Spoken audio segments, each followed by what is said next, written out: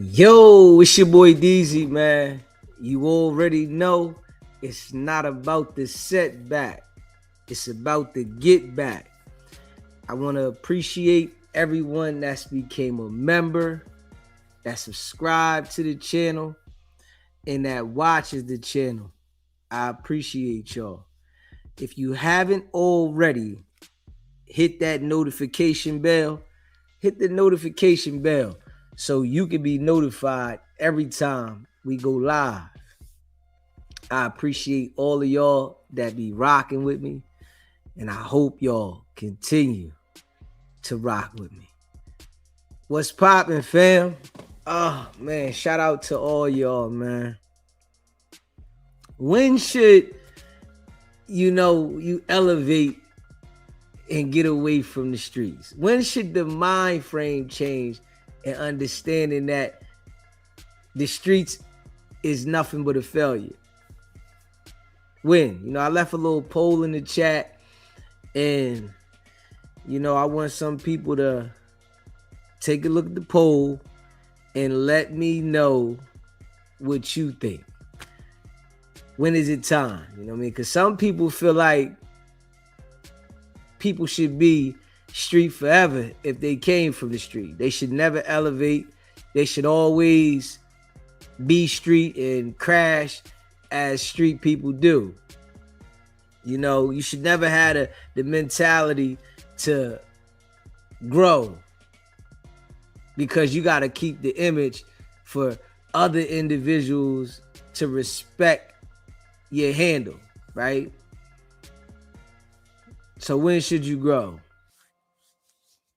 It's a lot of people that, been talking about Gucci and his situation, Pooh Shiesty, and saying Gucci should have handled a situation like a street nigga, right? Should keep it in the street, and, he should never tell, he should never, be business. He should always be street.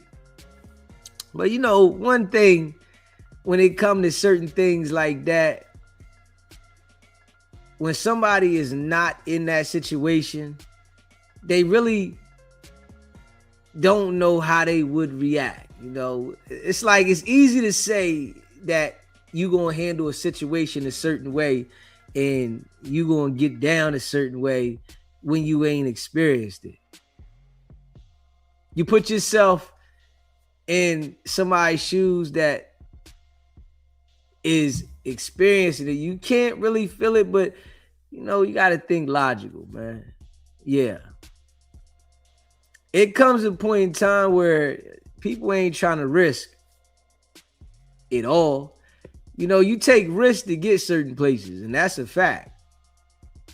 But you're not supposed to take the risk to get certain places to continue to take the risk. That shit don't even make sense. You go through all type of adversities, and you could be a real street dude and about your business, but to go through a lot of challenges and then still take the risk at a certain age, you a fool. You're not respected. You a fool. And you a fool trying to impress people that is only excited by you being a fool. It come a time you gotta mature and elevate. I know Pooh Shiesty was a fool, right? And he didn't have the understanding that you can't mix the streets with business, but he got to learn the hard way. He got to have a valuable lesson, man. You can't mix the streets with business. So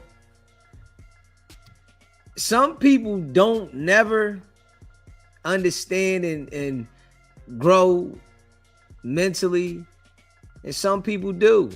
Sometimes it take them serious situations to help you mature. You know, it take them serious, real deal, life-changing situations to help you mature and look at things different. You know, last year you could have been having the street mentality, and then this year you could have changed that because you see things different. You know, it's your life though. You know, you living the life that you live, and you're not living it for other people. You living it for yourself. No matter if you famous, no matter if you got people looking and watching you, looking up to you, whatever, you still living your life for you, because you the one that got to suffer the consequences, right? And when things happen in life, you know, people might talk about it at that moment, and it's like a big conversation. But in a few days, few weeks, all that shit die down. The hype go away. So if you make a decision that can change your entire life to please other people, they're only going to be excited for a couple days. They're only going to be excited for a couple weeks. And then reality kick in. And then people start saying how dumb you are. Man, he was a fool. Yeah, he should never did that. He should have went about it this way. So it's important to make conscious decisions. It's important to pay attention, because you could put yourself in a situation that everything is gone. Like Pooh Shiesty, you know, you can make a Pooh Shiesty decision. I don't know, like, how anybody can say, you know, what Pooh Shiesty did made sense. I don't know how anybody can say that. Yeah, especially when it comes to business. I don't care how street he is, because for real, everybody laughing at him. Ain't nobody clapping with him. Everybody laughing at Pooh Shiesty for what he did. And said, man, Bull's a fool. Yeah, you know, it's some people that's hyped up that ain't getting active, but they hyped up about what he did. Like, yeah, Pooh Shiesty put the work in and he did this. But now he ain't got no more control of his life. The feds took control of it, you know, and they took his whole life over. Go ahead, sit down. We got you, right? No bail, violation, all that. You know, Pop locked up, homies locked up, right? And they trying to get bail. Probably won't get bail. You know, you niggas is a menace to society. Yeah, it's like, it's a privilege to be free. It's a privilege. Dudes in the street that, you know, want to run around and be looked at in the streets, you know, they take advantage of it. The privilege that they got to maneuver the way they want, the privilege that they got to eat what they want, the privilege that they got to do whatever they want. They take advantage of that shit until they in a situation, and it's now they want to turn to the Lord. Now they want to talk about the family. Now they wishing they didn't do what they did because of the decision they made. When you look at Pooh Shiesty, right? I was saying to myself, this how dumb he is, right? If he wanted Gucci Mane to sign off on the contract, right? And he know that Gucci wasn't going to sign the contract, why didn't he forge Gucci Mane's name? Why didn't he get somebody else to forge Gucci Mane's name? He would have had less of a problem in the court system for forging Gucci's name than pulling a strap out on him to force him to do something. But this lets you know the individuals you're dealing with.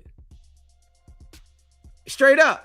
This lets you know what type of dudes you're dealing with. Dudes that really can't think correctly. You know, Pooh Shiesty, he could rap. He had a talent saying words that were recorded, but he really didn't have no sense, because he could have put that plan together better and took a risk of Gucci Mane saying, man, I didn't sign that, and him saying, yeah, he did sign it, versus him pulling the strap out to force him to sign it. That was the worst thing that he could have came up with. And his homies, it lets you know what type of homies you got around you. You got flunkies.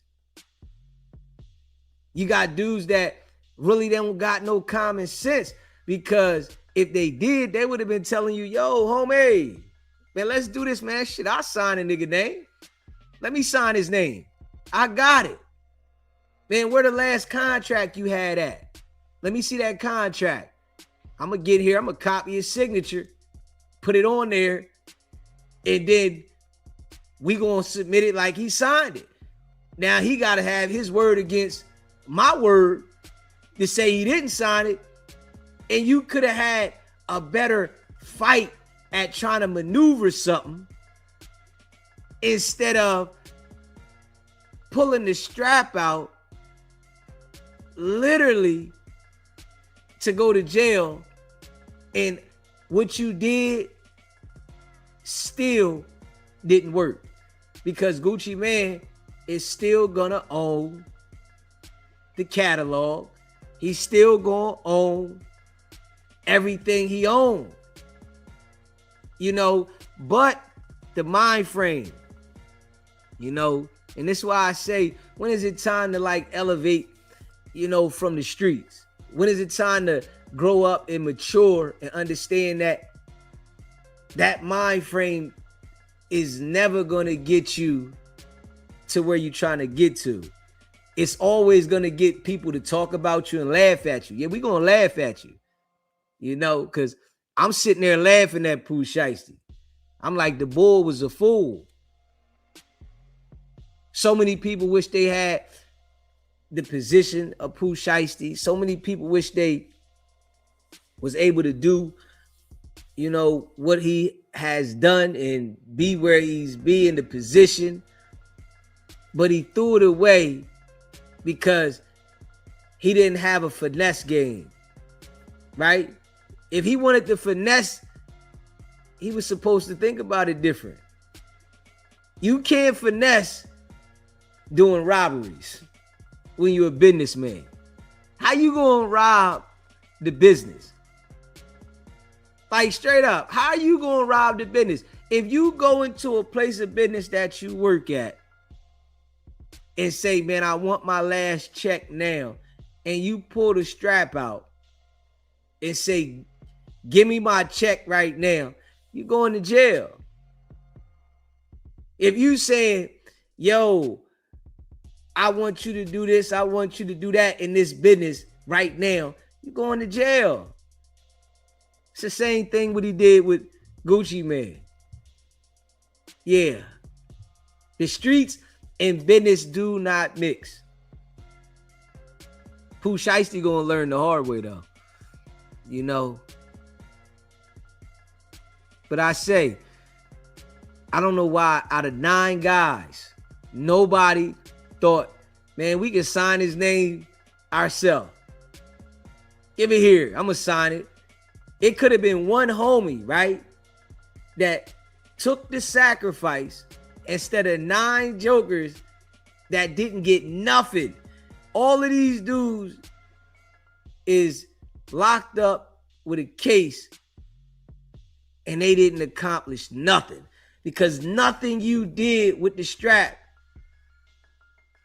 advanced you anywhere. It could have been one dude that took the sacrifice, the guy that got on the Greyhound, that ain't had shit, and say, man, I'm going to sign his name.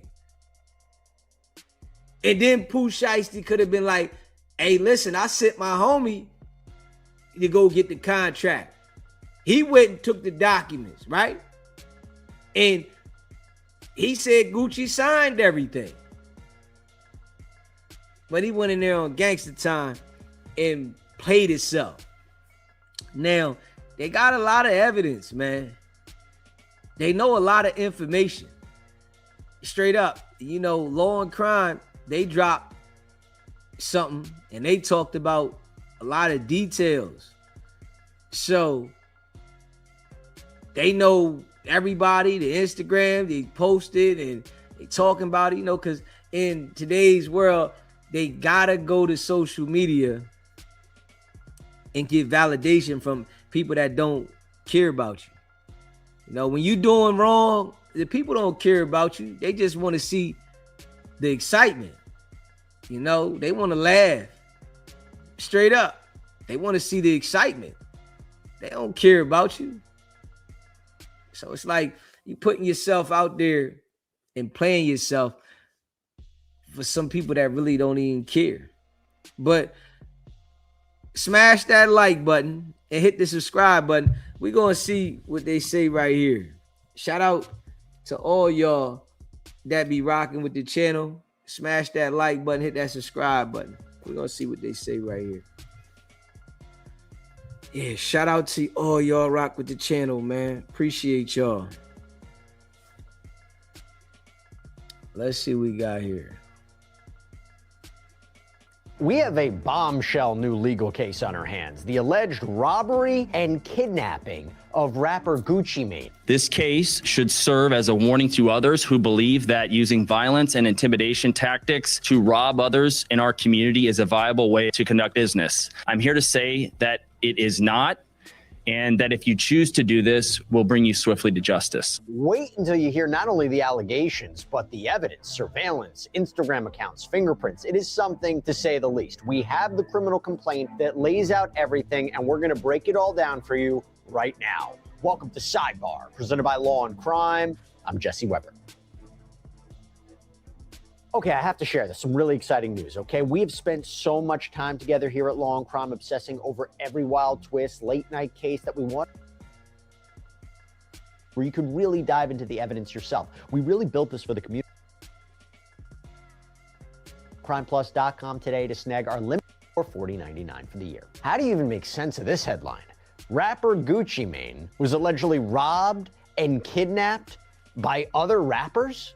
So as the Department of Justice puts it in their release statement, quote, this week, 9 individuals, including well-known musical artists, were federally charged for kidnapping and robbing at gunpoint numerous victims at a music studio in Dallas, Texas, announced United States Attorney for the Northern District of Texas, Ryan Raybould. 8 of the 9 were arrested in Dallas, Texas, and Memphis, Tennessee. The charged defendants include Lontrell Williams Jr., a.k.a. Pooh Shiesty, Lontrell Williams Sr., Rodney Wright Jr., a.k.a. Big 30, Kadarius Waters, Terrence Rogers, Demarion Gibson, DeMarcus Glover, Corday Johnson, Darian McDaniel. Actually, by the way, there was a press conference held yesterday, and I want you to listen to that moment where they talk about that one person who was missing in this, right? So there's people who's charged, but not everybody had been arrested. So this is United States Attorney for the Northern District of Texas, Ryan Raybould. One of the individuals that's been charged has not had his initial appearance yet, but agents are actively working to locate and bring him to court.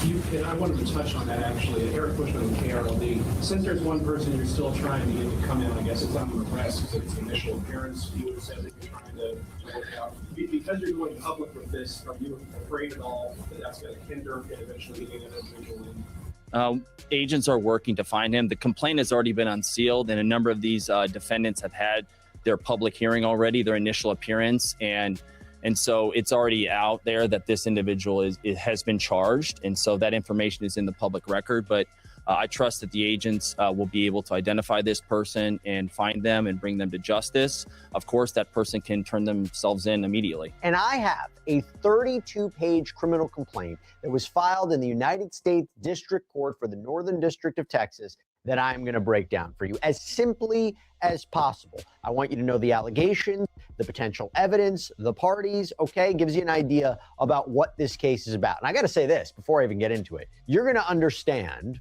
after I go through this why these individuals were arrested in light of this alleged evidence, but all of them are innocent until proven guilty. I got to say that because, again, you're going to listen to this and you might be saying, wow, the evidence against them is arguably really bad, but nothing has been proven as of yet. Okay, with that caveat, let's get into it.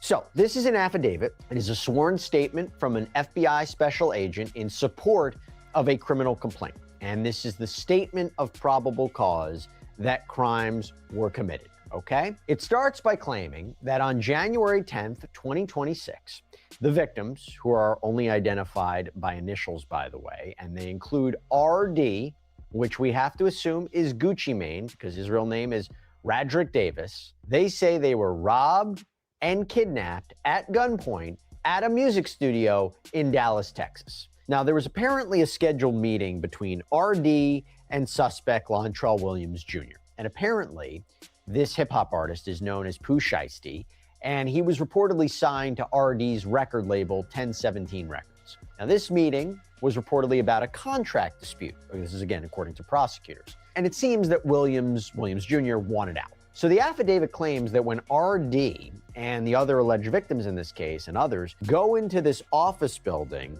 they realize it's closed. So Williams Sr., this is apparently Williams Jr.'s father, was apparently trying to book a recording studio that day for his son and for RD to record music. Williams Sr. was apparently talking to this unidentified individual just known as JN, another player in this, who owns the studio. It's inside this office building. So now you get the geography, what we're talking about here. So the affidavit includes apparent stills from surveillance footage that arguably shows Williams Sr. speaking to someone on the phone outside the building. I'm going to give you a little preview here. There are a lot of stills in this criminal complaint. And by the way, that helps corroborate the details. It helps corroborate the timeline. It helps corroborate the events that are laid out when you have purportedly time-stamped stills of this surveillance video. Now, an assistant reportedly arrives to help with production at 3:39 p.m. that day, and the affidavit claims that this father and son duo, the Williams, is arguing with somebody on the phone, okay? They're arguing. And I'm gonna read you this verbatim. Quote, at approximately 3:43 p.m., Williams Jr. and Williams Sr., Wright, Johnson, Waters, Rogers, Gibson, Glover, and McDaniel entered the east side of the office building. The target suspects walked through the lobby area of the office building before going inside the studio. One individual with a dreadlock hairstyle, later identified as Gibson, can be seen on video exiting the office building and shortly thereafter returning with a bag slung over his shoulder. Again, embedded in this complaint are the apparent surveillance stills, okay? Now, the affidavit claims they go into the studio. They got video surveillance of these guys in the studio.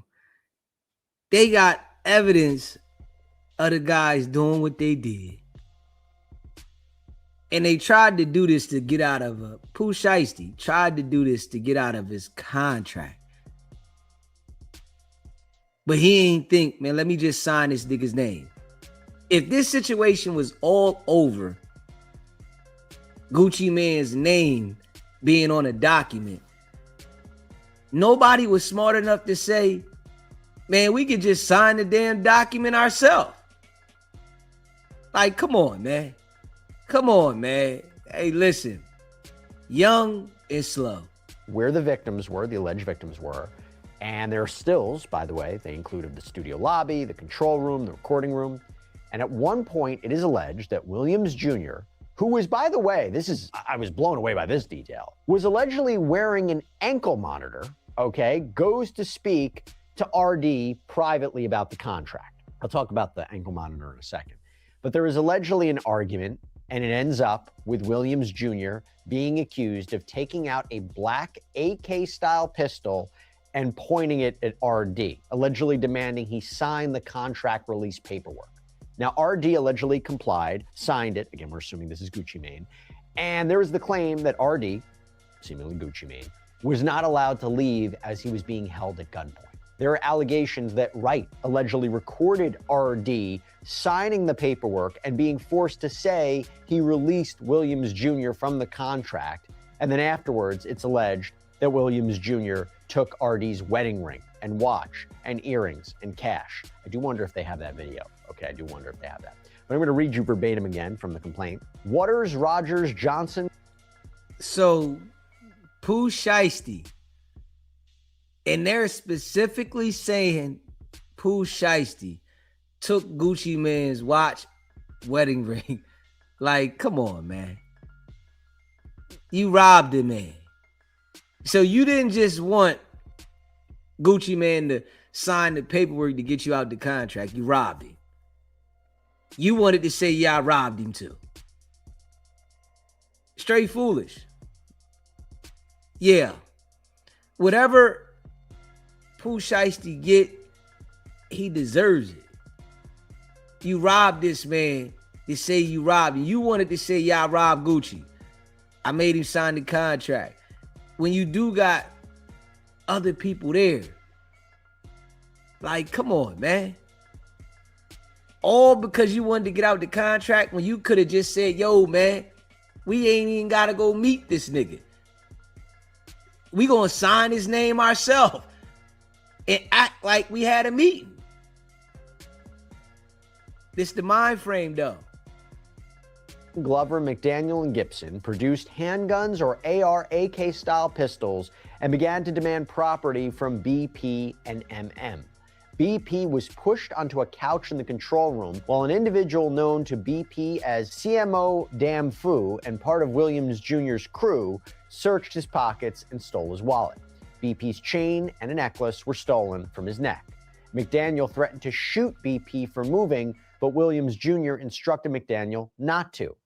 MM was choked from behind to the point of nearly losing consciousness during the kidnapping and robbery, resulting in scratches on his neck and wrist. Now, embedded in the complaint are what appear to be photos seemingly showing cuts or abrasions on MM's neck and wrist, and there is a claim that his wallet and watches and a Louis Vuitton bag and headphones were stolen.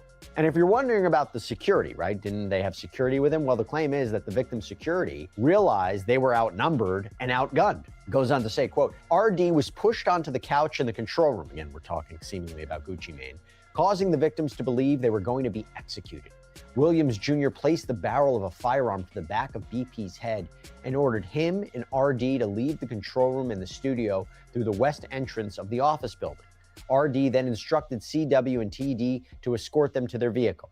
As the victims left, MM turned to Williams Jr. and asked him if they were really taking his watches. Based on later recovered surveillance video footage, the target suspects left the studio and the office building through the east entrance at approximately 4:48 p.m. And from there, the affidavit lays out the photos of the alleged suspects purportedly leaving the building and also the cars that were believed to be connected to them traveling northbound. Do you hear the details that they got? They got the details. So, of course, Gucci Mane made a statement. Of course, everybody that was a victim in the situation made a statement because they have all the details. What Pooh Shiesty did, what he said, everything. Come on, man. On house arrest? Come on, man. Come on, man. Listen, man.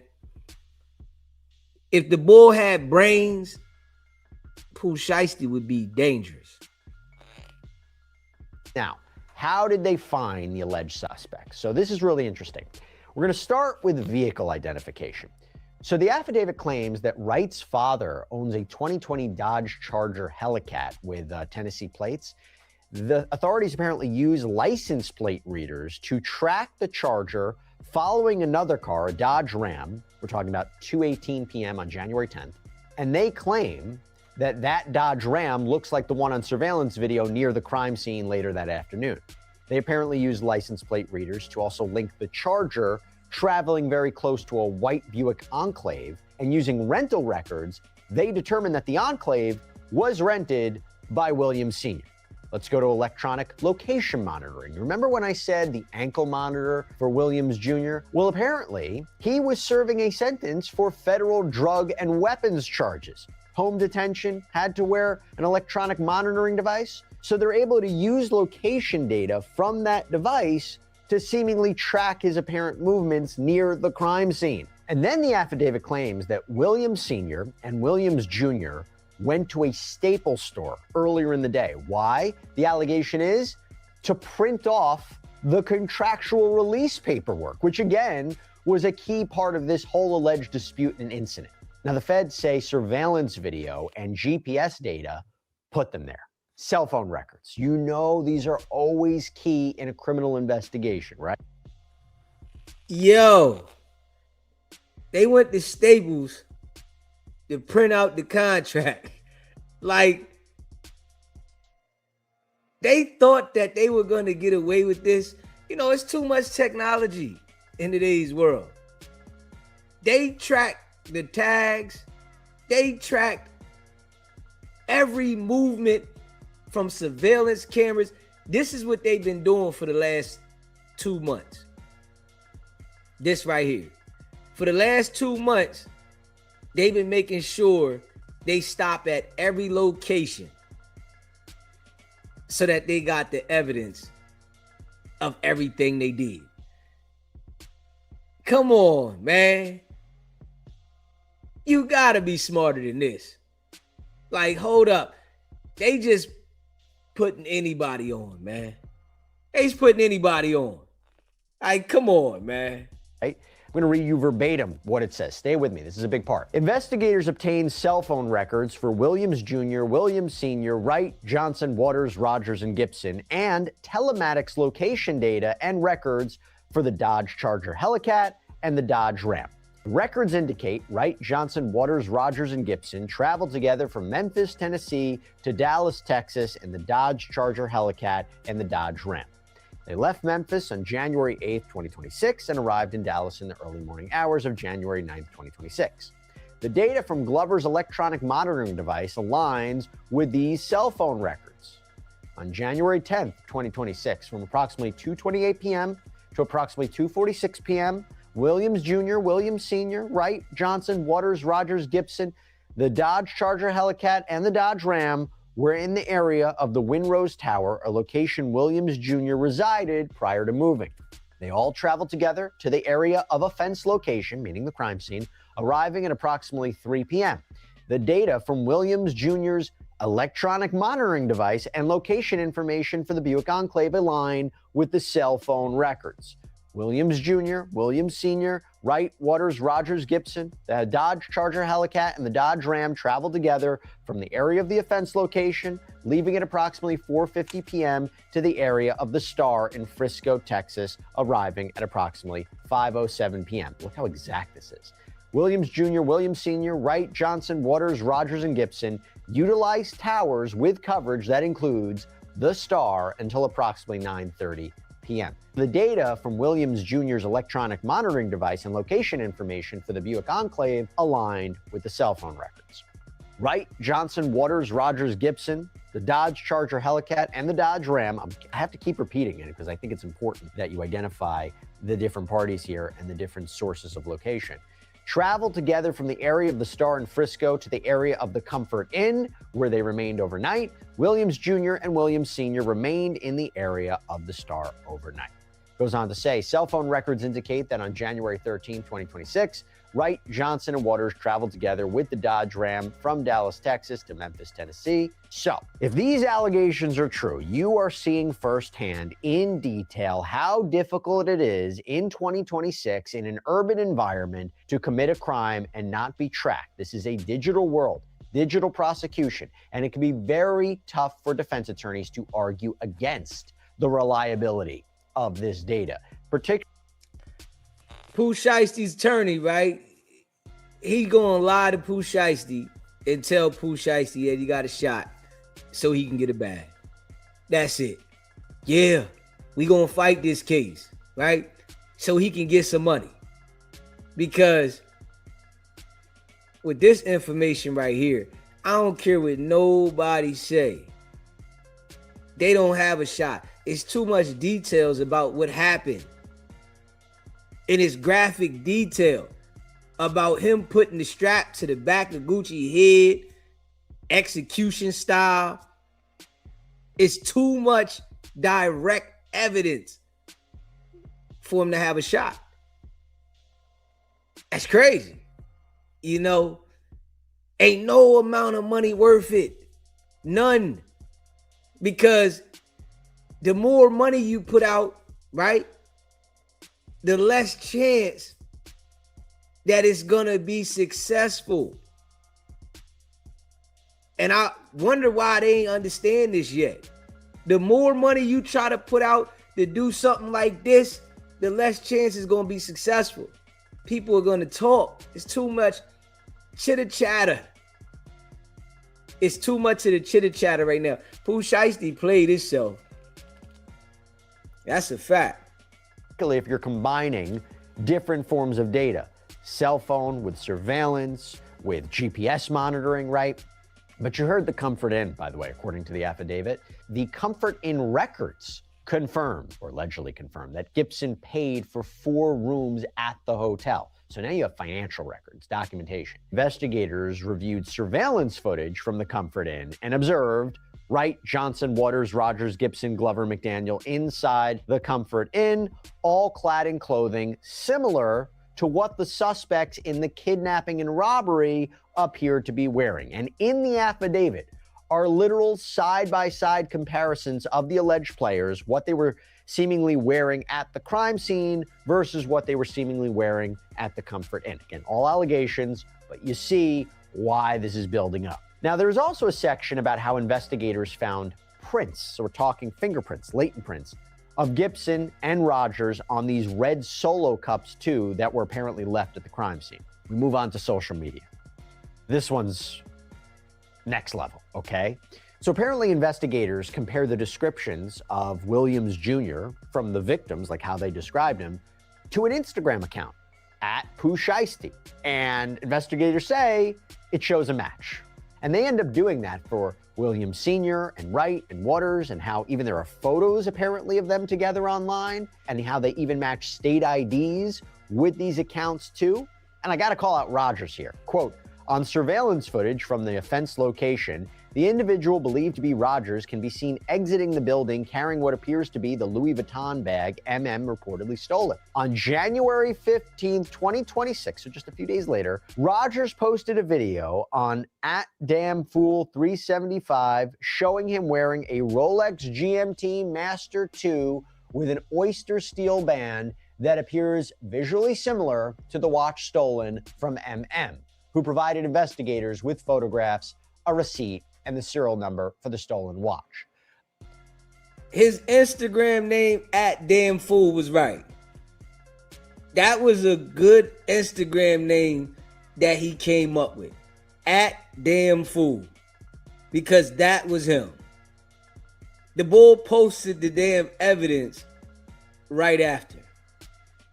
Like, come on, man. Everybody now knows that this is the first thing they gonna do is look at your Instagram if something go down. And if you involved with something, why would you post what the hell you stole from these people on Instagram in 2026? Come on, man.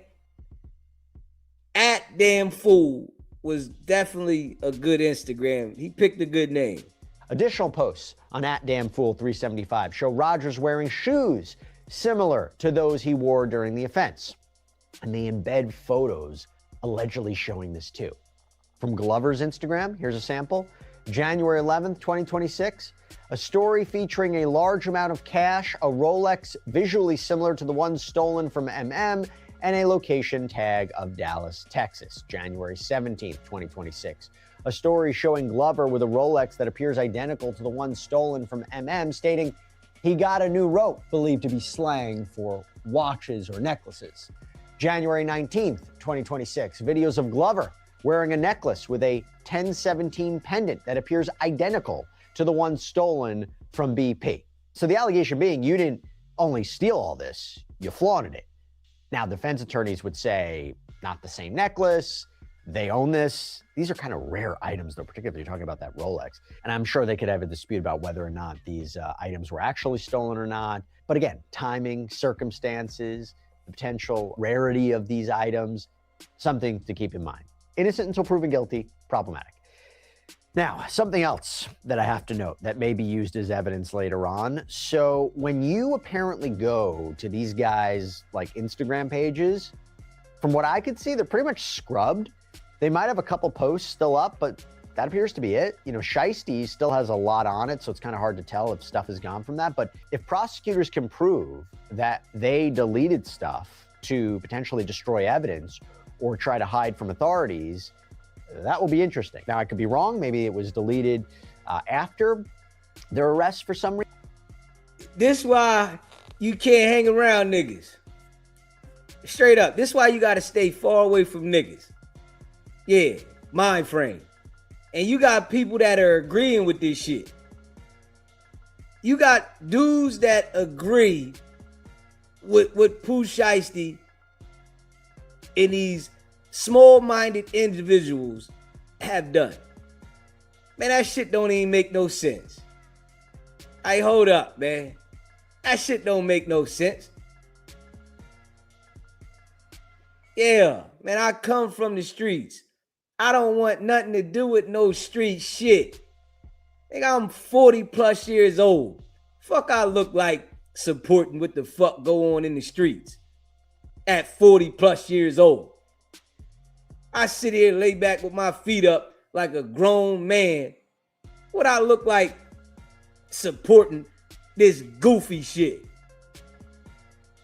Some shit that's gonna lay these jokers down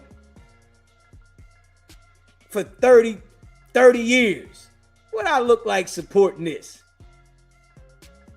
Like, come on, man. That shit don't even make no sense. Man, them dudes is an embarrassment to black people. Straight up. Pooh Shiesty, Big 30, all them jokers is embarrassment to black people. They embarrass the culture. That's all they do. Nigga, if you gonna go do some street shit, go do it in the street where they don't care about us at. Nigga, you messing with some business people. Gucci Man tied to business people at this point. Whatever he did back then, that was back then. That nigga's tied to business people. Man, listen. They're gonna allow you to do certain things if it affects the inside of the community. They're gonna allow you to do that. That's a fact. But understanding that they say it was a off-duty cop that was Gucci Man's security, when we all know that when niggas get to certain level, they hire off-duty cops, off-duty FBI agents to be their security. Why would you do that? That shit don't even make no sense. If we being real. So, I don't support this shit. Straight up. I don't support nothing what these dudes did. Nigga, we grown men.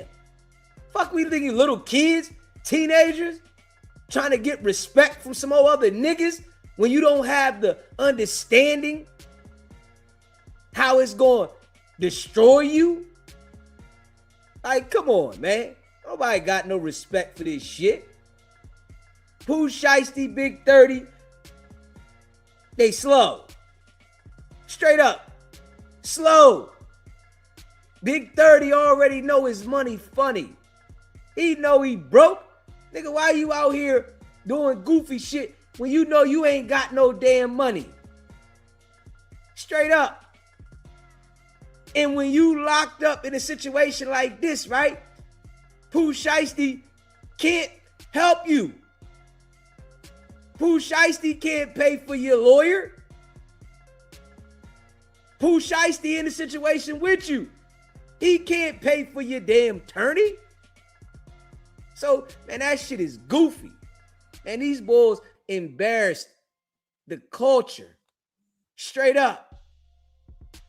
They embarrassed the culture, man. Y'all got an opportunity to be in position, be on, do your thing, and y'all looking crazy. Any black man with common sense don't respect this. Now, you got some rappers that want to be respected by hood niggas. I don't want to be respected by no hood niggas. And that's a fact. If you a hood nigga, I don't want you to respect me, nigga. Understand, I came from the streets. I ain't glorifying that shit like I ain't seen every nigga that was out there playing heavy in the game fail. Nigga, I know niggas doing life. I know niggas doing 50, 30. Niggas that had bricks locked the fuck up. Nigga, that shit ain't cool. All them niggas right now begging to get that time back. Straight up. Them niggas is begging to get a time back. They wish that they could give the fucking time back. Doing an elbow, asking a nigga to send him some fucking money.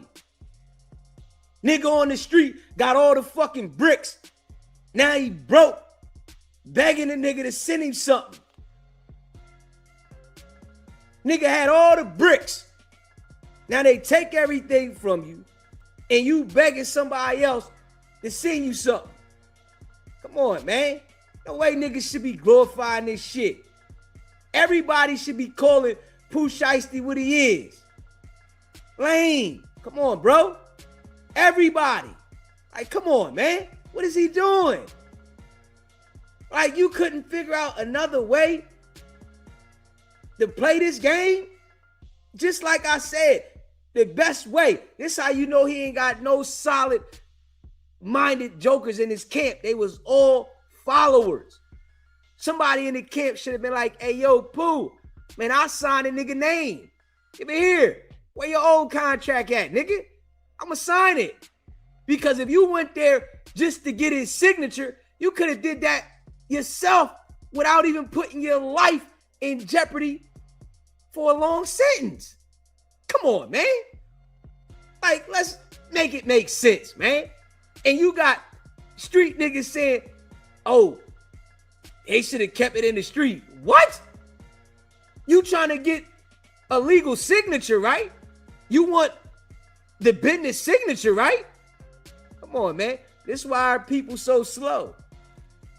They think this shit was solid. Shit's goofy. Reason or after the charges, I don't really know, but it's something I've noticed. And then in this paperwork, they do something that I think is really interesting, and I'll just say kind of refreshing, because in this criminal complaint, at least for my analysis purposes, they really list out the evidence against each defendant very clearly. So for example, Lontrell Williams Jr., eyewitness accounts state that Williams Jr. brought RD into the recording studio and demanded that RD sign the release contract at gunpoint before taking RD's wedding ring, watch, earrings, and cash. Eyewitness accounts also place Williams Jr. in the room when the additional kidnapping and robberies of MM and BP occurred. Cell phone records, electronic location monitoring, and surveillance footage place Williams Jr. at the offense location. Electronic location monitoring data also places Williams Jr. at a Staples location with his father, believed to be printing the termination contract prior to arriving at the offense location. And do you hear the details in this shit? Do you hear the details? Nigga on house arrest. You on house arrest, bro. Man, Pooh Shiesty deserves to get the longest sentence they could give him. Straight up, man. You on house arrest. You ain't even wait to finish your sentence. Like, come on, bro. Like, come on, man. What person does this, though? You ain't even wait for your sentence to get finished.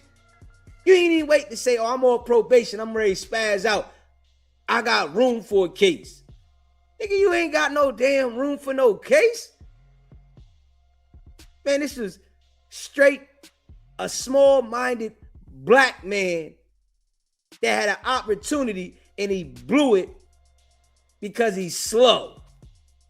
Ain't nobody supporting this shit. Y'all niggas would never hear me come on the internet and brag about no street shit when you know you supposed to know better at the time. Niggas got past. Okay, cool. You gonna talk about your past? Ain't no way at this point in my life when some current shit happens of an adult that I'm gonna say, yeah, he did the right thing in the streets.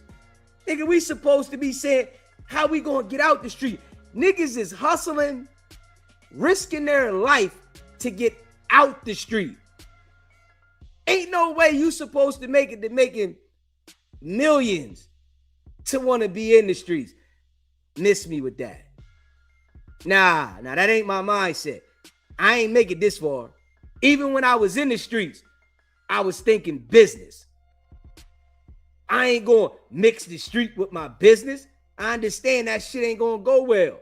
Come on, man, wake up, man. What's wrong with people? What's wrong with people, man? Stop, man. Pooh Shiesty played himself all the way out of position for a signature that one of his homies could have forged, and it wouldn't even have been like he did it. Now you got to fight in court. I ain't signed nothing. I sent my homie to go get the paperwork. He got the shit signed. I ain't signed shit. He told me Gucci Man signed it. Not, I'm going to hold the nigga at gunpoint and say, you going to sign this. Man, you got to be stupid. Straight up. They do this again for every one of the defendants, and then it goes on to say, based on the facts set forth above, there is probable cause to believe that on January 10th, 2026, in the Dallas Division of the Northern District of Texas, DeMarcus Glover, Demarion Gibson, Gorday Johnson, Darian McDaniel, Terrence Rogers, Kadarius Waters, Lontrell Williams Jr., Lontrell Williams Sr., and Rodney Wright Jr. conspired to and committed kidnapping in violation of 18 USC 1201 A and C.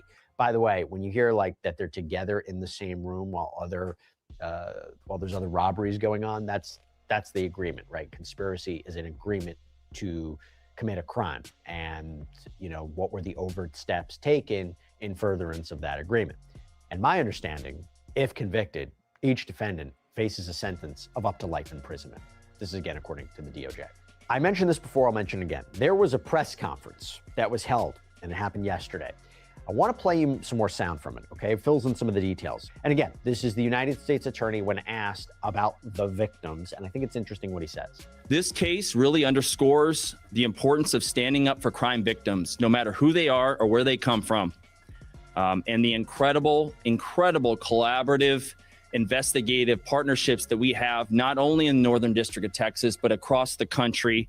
And we are all working together to make our country safer. As far as victims go, we won't get into at this time who the victims are or not. I'm not going to get into the victim stuff at this time. I think that more will be coming out there that will help clarify, but I'm not at liberty at this stage of the investigation to disclose that. Yeah, so at the time of this recording, authorities haven't come out and absolutely said this allegedly happened to Gucci Mane. There are protections of victims in every state and every prosecution, so you have to keep that in mind. But you know how I mentioned the evidence, right? This is the U.S. Attorney talking about that evidence and the punishment. That was one of the reasons I wanted to list off some of the evidence that has been uncovered to date. A lot of this was subpoena work, search warrant work, and things like that in order to develop the investigation. And so the agents here with me, the agents out in the field, it takes a little bit of time to identify who did this offense and build a case so that we feel comfortable bringing the charges. So actually that's pretty quickly for a federal case of this gravity and this nature. And so I'm very proud of the investigative work and it will continue from this office as well as our FBI and our local police department. If you think Gucci Man didn't have insurance on his watch, ring, and his earring, you got to be crazy. If you think that Gucci Mane wasn't going to file a claim, an insurance claim for the things that he was robbed for, you got to be crazy. That's why you got insurance on it. And when you file an insurance claim, you got to make the police report. So we already know Gucci made a statement in the situation. Man, it's a different ball game. Straight up. It's a different ball game. When you make it from the streets, you can't keep playing with the streets. This why the niggas that got 100 bricks like Meech, right, do 30 years. Because Meech could have stopped when he got his first 100 bricks off. He had to keep doing more. He needed another 100 bricks. Niggas in the street make it to a certain level, but they can't stop. And what happens? They cook them every single time. You got to know when to stop. Shit. Yeah, I understand people got to feed themselves. I understand that. But damn, the goal is to make it to a level where as though you're able to feed yourself. The goal ain't to make it to a certain level and continue to do goofy shit. That ain't the goal, man. Convicted of these charges, these arrests, how serious are these crimes? What affect these people? They're facing a range, so there's no mandatory minimum in this case. It's a range of punishment, and it'll be in the province of the judge, whoever gets the case. But it could be from 0 all the way to life imprisonment. And as you know, a lot of what will guide what's called the sentencing guidelines will be the individual's previous criminal history, the fact that one of these individuals committed the offense while on home confinement, so actually serving a federal offense, assuming that individual is convicted, that will be an aggravating factor for sure. Big case, big developments, big evidence. We'll continue to monitor what happens next. Hey, listen. I'm going to say it like this, right? Just keeping it a buck. Whatever Gucci did, right, in the situation with Deezy, that's what happened. But that don't mean that you got to still live the same mindset. And I'm just calling it how it is. I don't feel sorry for nobody. But if a nigga say you robbed him in a business meeting because he ain't signed the signature, nigga, if that nigga say something on you, hey, you gotta deal with that. Understanding this is a different world. This ain't 1996. This ain't 96. And it's 2026. You know, a lot of times people jeopardize certain things because they get upset. All right, man, I'm ready to go do this shit. Hey, man, you got, listen. You think Gucci want to leave Keisha?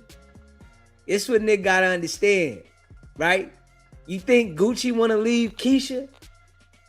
What? You think he want to go sit down again and have somebody jumping all over Keisha? And he in position and he ain't got to risk it? Hey, I'm just saying, this how the game go. And it go like that even with niggas out there hustling in the street selling work. Nigga get caught with some work. You think they want to leave? Tierra, they don't want to go to jail, and Tierra out there getting that back blown out. It's a game, you know? But this is what people got to understand. It's a different time. It's a different time. Gucci did what he did then. He got lucky. Ain't nobody snitch on him. If somebody would have told on Gucci, if French Montana would have told when Gucci ran out the back door with the 5 stacks, I would have said he got what he deserved. Hey, it's a part of the game. So now, Pooh Shiesty did what he did. I'm not in agreement with that shit. You know, I'm doing legit business. I ain't doing no street shit. And I ain't gonna act like I'm doing street shit. I'm in here doing legit business. Why would I want to play with the street? I don't care what I did. I don't care who I got at in the street. I don't care what kind of beef I had in the street. I don't care how active I got in the street. I'm doing business now. When I was in the street, I played the street. I played the street. I'm doing business. Don't come play with me on no street shit. I'm doing business. And I ain't gonna let nobody trick me out of my spot. Not at all. My spot of having peace and my spot of having freedom. Nah, not letting nobody get me there. It's easy for somebody to get you in that situation, whereas though they trick you out of your spot of peace and freedom.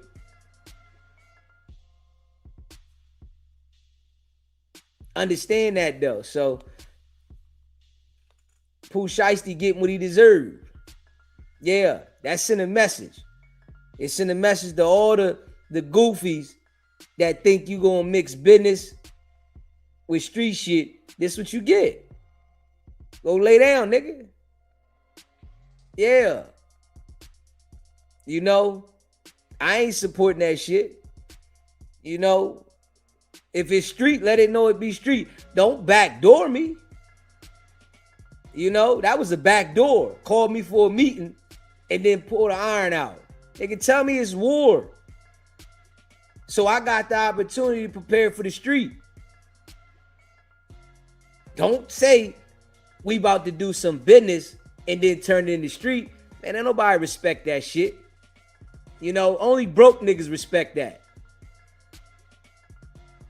That's how I'm gonna call it. Only broke people respect that. People that don't got nothing. It's the same thing to me as somebody breaking your car windows out and flatten your tires. Somebody destroying what you own. That's because they don't got shit. Of course, why wouldn't they destroy it? They not worrying about you coming back to destroy anything they got. Because they ain't got shit. So of course, they can destroy all your damn property. They don't got nothing for you to destroy. Straight up. Yeah, hey, listen. Pooh Shiesty wanted to be gangsters, gangsters get. All the gangsters get told on, man. That's what happens. You think again, what gangster you know run around, don't nobody tell on them? Where at? You know what I'm saying? What gangster you know run around and ain't nobody tell on them? SBGB TV live call-in show. Hey, Deezy. Live call-in show. What's happening? Who we speaking with? Where you calling in from? Detroit. It's Tay from Detroit. What's going on, Tay? What's happening? Man, you wrong, Deezy. You a little off though. And you know, Deezy, I ain't got nothing but love for you though. Tell me what I'm wrong about. Hold on. Let me turn this TV on. Hold on. Yeah, I want to hear this.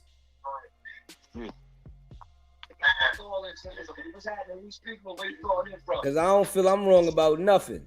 What's going on, Tay? Come on, Tay. You called 15 times, Tay. You supposed to have your TV down and ready, bro. No. Come on, bro. I want me some food and shit. All right, come on, bro. Let's get to it, man. Everybody listening. We ain't waiting for Deezy, you. you know I fucks with you though, Deezy. I fucks with you heavy, right? But listen, you got Goo out, right? he done bred this whole these young boys, even with in Atlanta. We know that, right? Like off you got to understand that young boy watching, you know, Gucci while he locked up.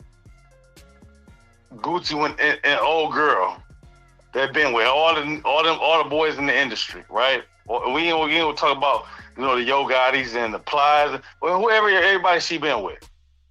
She got that boy doped up. Them young boys really looked up to Gucci, Deezy. Them young boys really looked up to Gucci. I mean, I need Gucci, you to get to the point, though. You ain't watch making, this though. You ain't Watch making this no though. point, though. Watch this though. They looking at Gucci high on. That old girl got him doped up. He drugged up.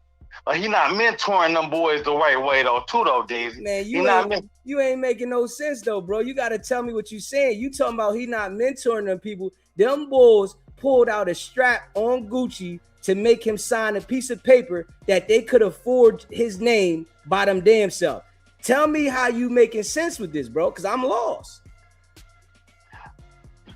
That's his bloodline though, Deezy. Like them boys, that's his, like, be real though. If Gucci high, he medicated, he retarded. Let's keep, because Deezy been told us all. You gotta watch what you saying. You gotta watch what you saying. Not saying he retarded, but, don't say that again. Don't repeat it. I heard you. Don't repeat that again. But listen to what you're saying though, right? The man goes to meet these people to get a deal signed, and they don't agree. He don't agree with signing this deal, right? That does not constitute for them to pull out a strap and say you need to sign this, bro. Are you listening to what you saying, bro? No, you everything you saying. I mean, I get what you're saying too, though. But you gotta listen to what I'm saying too, though. You ain't said nothing. I'm saying I'm giving you the opportunity to say it. You ain't said nothing. Gucci, listen. What I'm trying to say is Gucci slow. We all know Gucci slow. What does that have to do with them boys not, pulling out straps and he not wanting to sign the contract? What does that have to do with anything, though? Come on, bro. You gotta listen, Deezy. Blood off T.I. Let's do the history a little bit, okay?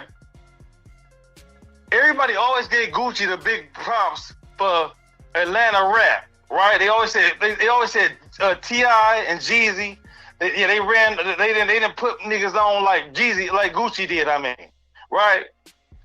Off, cause T.I. and Jeezy was on some real business. They was doing real world tours and shit. Gucci was in the hood with them young boys, right? They all looked at from Memphis, from Arkansas, hell, even up. I'm a Detroit guy. But what does that have to do, bro, with Gucci Man not wanting to sign a contract and they pull a strap out on him and say, you gotta sign this, and these are legal binding documents that they're gonna submit to do legal business with, but they pull straps out and force him to sign it when they take his jewelry and rob him, when this is business, knowing that he's gonna report the jewelry as a robbery, and he's gonna listen, bro. And he's gonna report that the documents that they're submitting are not valid because he didn't sign them willingly. What does that have to do with what he did? Them young boys is young and they stupid, they dumb as fuck. Bro, they YNs, right? Listen. But you gotta listen to what you're saying, bro. Hey, Deezy, I'm letting you talk. You ain't let me talk, though. I'm letting you talk. You ain't making sense, bro. You ain't even let me talk, though, Deezy. I'm letting you talk. You're not making sense, bro. Look, though. Watch this, though.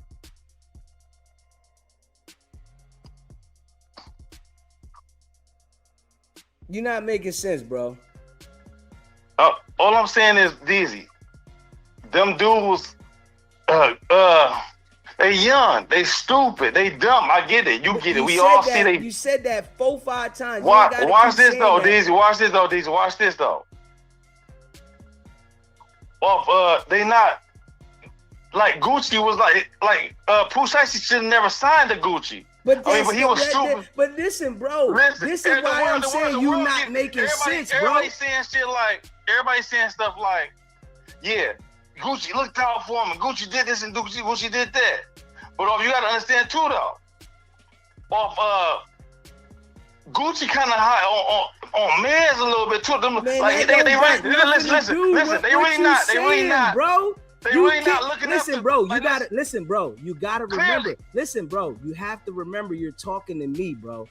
You can't say off the wall shit to me and think I'm gonna just agree with that shit, bro. You saying he high off meds? You saying this person slow, that person slow? What does that have to do? Listen, the young boys they looked up to Gucci though. But what does that have to do, bro? Hey, Deezy, you're not no, because you're not making sense, bro. I can't listen to some shit that don't make sense. Deezy, them young boys they look up to Gucci, right? But it's hard, but they ain't really dealing with Gucci, right? They dealing with Keisha K.O.R. And it's probably hard on them because they trying to do business. They thinking they doing business with Gucci at the same time, they really not doing business with Gucci. They doing business with Keisha K.O.R. And they like, where you at? What's going on? What does that have to do with them pulling the straps out, bro? They young and they dumb. They don't understand. So listen, if they did something stupid, I'm not justifying. They don't respect Gucci right now. When you called in, bro, you said I was wrong. I said, well, tell me how I'm wrong. You telling me about Gucci being this way and they young enough. You're not making sense. I think you looking at you ain't looking at all around the whole board though. I'm looking at it directly. These niggas pulled out strap in a business meeting. Nigga, this is business. Nigga, it's no street shit in here, bro. They don't. But listen, these are contracts. You're dealing the contracts that they're signing are going to white people. These are young boys from the streets. Man, that don't mean shit. That don't mean shit. That don't mean shit. It doesn't make sense that these guys they're trying to do these contracts and send them to the white people. You can't pull no straps out and make nobody sign no contract and then take it to white people. Do you think if Pooh Shiesty was signed to 50 Cent, that he would have ever ran up on 50 Cent like that? Pooh Shiesty was signed to 50 Cent. 50 Cent would have moved accordingly dealing with 50 Cent. Them niggas wouldn't never try 50 like that. 50 Cent would have moved accordingly. Listen, they don't respect Gucci because they got that bitch handling all bit. Gucci retarded. That don't got nothing to do with it, bro. You worry about the wrong shit, bro. His girl ain't got nothing to do with them going to do the contract, bro. Them having that girl in the way got a lot to do with how they treated Gucci, how they did Gucci that night. What does that have to do with them pulling the straps out? What does that have to do? The girl that he wants to sleep with ain't got nothing to do with them boys pulling the straps out on Gucci to make him sign a document that they could have forged themselves. They could have forged the damn document. Deezy, all I'm saying is this is generation that Gucci bred though. Gucci bred this generation. Like he bred them young boys to be the way they is. They looked up at Gucci. Everybody thought Gucci was gangster, right? Man, this is what he. Come on, bro. This is what he bred. He bred. Listen, man. Listen, man. You got. Don't tell nobody else this shit, bro. When I put this out, make sure you don't tell nobody. Don't have this type of conversation with nobody around you because you're gonna mess everybody younger brain up. Don't have this conversation with no young people, bro. Because you older. You supposed to be enlightening the young people. You ain't supposed to be. This is what's going on with our culture, bro. As you are older, you supposed to be giving game to the young people. You sitting here saying like this shit was justified, like it made sense, and it was dumb, bro. Everything they did wasn't smart. I agree. This is what I'm saying. You said I'm wrong. I'm sitting here telling that this shit is not smart what they did. They could have went about it a different way, and you're saying that I'm wrong. I'm like, what the hell is he talking about? No, I'm not. Listen, all I'm saying is, Deezy, let me make it. I'm trying to be clear. I'm trying to be real, like transparent with you. Deezy, Gucci, bread, like Young Thug. Let's keep it real. Like, let's call a spade a spade. Gucci bread, Young Thug, Lil Baby, Migos. All this was Gucci before what's the QC and all them came in. This is Gucci. This is what these young boys like. Man, like, you gotta know listen, when to do shit, see, bro. I'll let you talk. You won't let me talk. You saying the shit you saying ain't making sense, Gucci bro. Deezy. Gucci went and got all these street guys. These are young street guys. They ain't had no daddies in their life. They mamas probably was doing whatever. We all know how they go, how the street shit go, right? This is what Gucci bred. Like, Gucci got the whole, like, and look, this is everything is going to evil. Let's hold up. Forget Pooh Shiesty. Let's talk about it. Everything going on in Atlanta right now. The young puffs everything's going on with the young puffs in Atlanta. That's all Gucci's doing. Bro, we talking about this situation right here. Don't get sidetracked. We cannot act like these not inner city kids. No, listen, I don't care about none of that. I'm talking about the guys pulled a strap out in a business deal to force the man. Pooh Shiesty in jail, Deezy, locked up. Gucci man out here signing all these different artists with Pooh Shiesty money. To do with the Listen, hold up. This young boy watching this man spent all his money on this whore, Keisha K.R. Hey, yo, listen, hold on. You worried about the wrong shit, bro. He a street dude. He ain't have a you father. worried about the wrong shit, bro. They looking at stuff different, Man, Deezy. you worried about the wrong shit, man. Like, listen. You listen. I had nothing but respect and love for you, though, Deezy. But you listen, worried watch about out. the wrong shit, bro. You worried about Keisha Kior. You worried about these niggas pull straps out to make the man sign a contract, bro, when they could have forged his damn name, bro. Listen to what I'm saying to you. How much money you think Pooh Shiesty locked up for 2 years? How much money you think that fucking Gucci and fucking Keisha Kior made off that boy his whole shit? So what? They signed a contract. What are you talking about? She get gangster, man. Man, they no gangster. That's why they sitting in jail looking goofy. And they look stupid as you're right. So Everything what are you? I'm right. saying to you, bro, you're not making sense. What they did was goofy. It was nothing smart about what they did. It wasn't. It was told. I agree with you 100%. You're right. So this is what I've been saying the whole time. You said I'm wrong. But them young boys is looking. They looking for Gucci. And Man, you got the come on, bro. And listen, come the on, woman. Bro. Come on. The woman in the way though, they don't take Gucci serious though. Deezy, they young, they stupid, they from the hood. Man, listen, bro. They don't respect Gucci right saying now. The same thing, bro. Gucci man still gonna have the money he got. He gonna get reimbursed for the rings. He's still gonna get Pooh Shiesty's masters. He's still gonna get paid off his songs, and Pooh Shiesty gonna sit in jail. Well, What you saying? We'll revisit this conversation when old girl divorce him and take all his shit. But that ain't got nothing to do with what we talking about. I don't care if she divorcing. I don't care if she stay with him. I'm talking about what the boys did. But the young boys don't respect him right now because of how he moving though. This is why. They stupid. They stupid. And this is why he's supposed to tell on the niggas. You talking about a bunch of young boys acting stupid? They ain't never had no males in their life. Hey yo, bro. They don't got the game me and you got.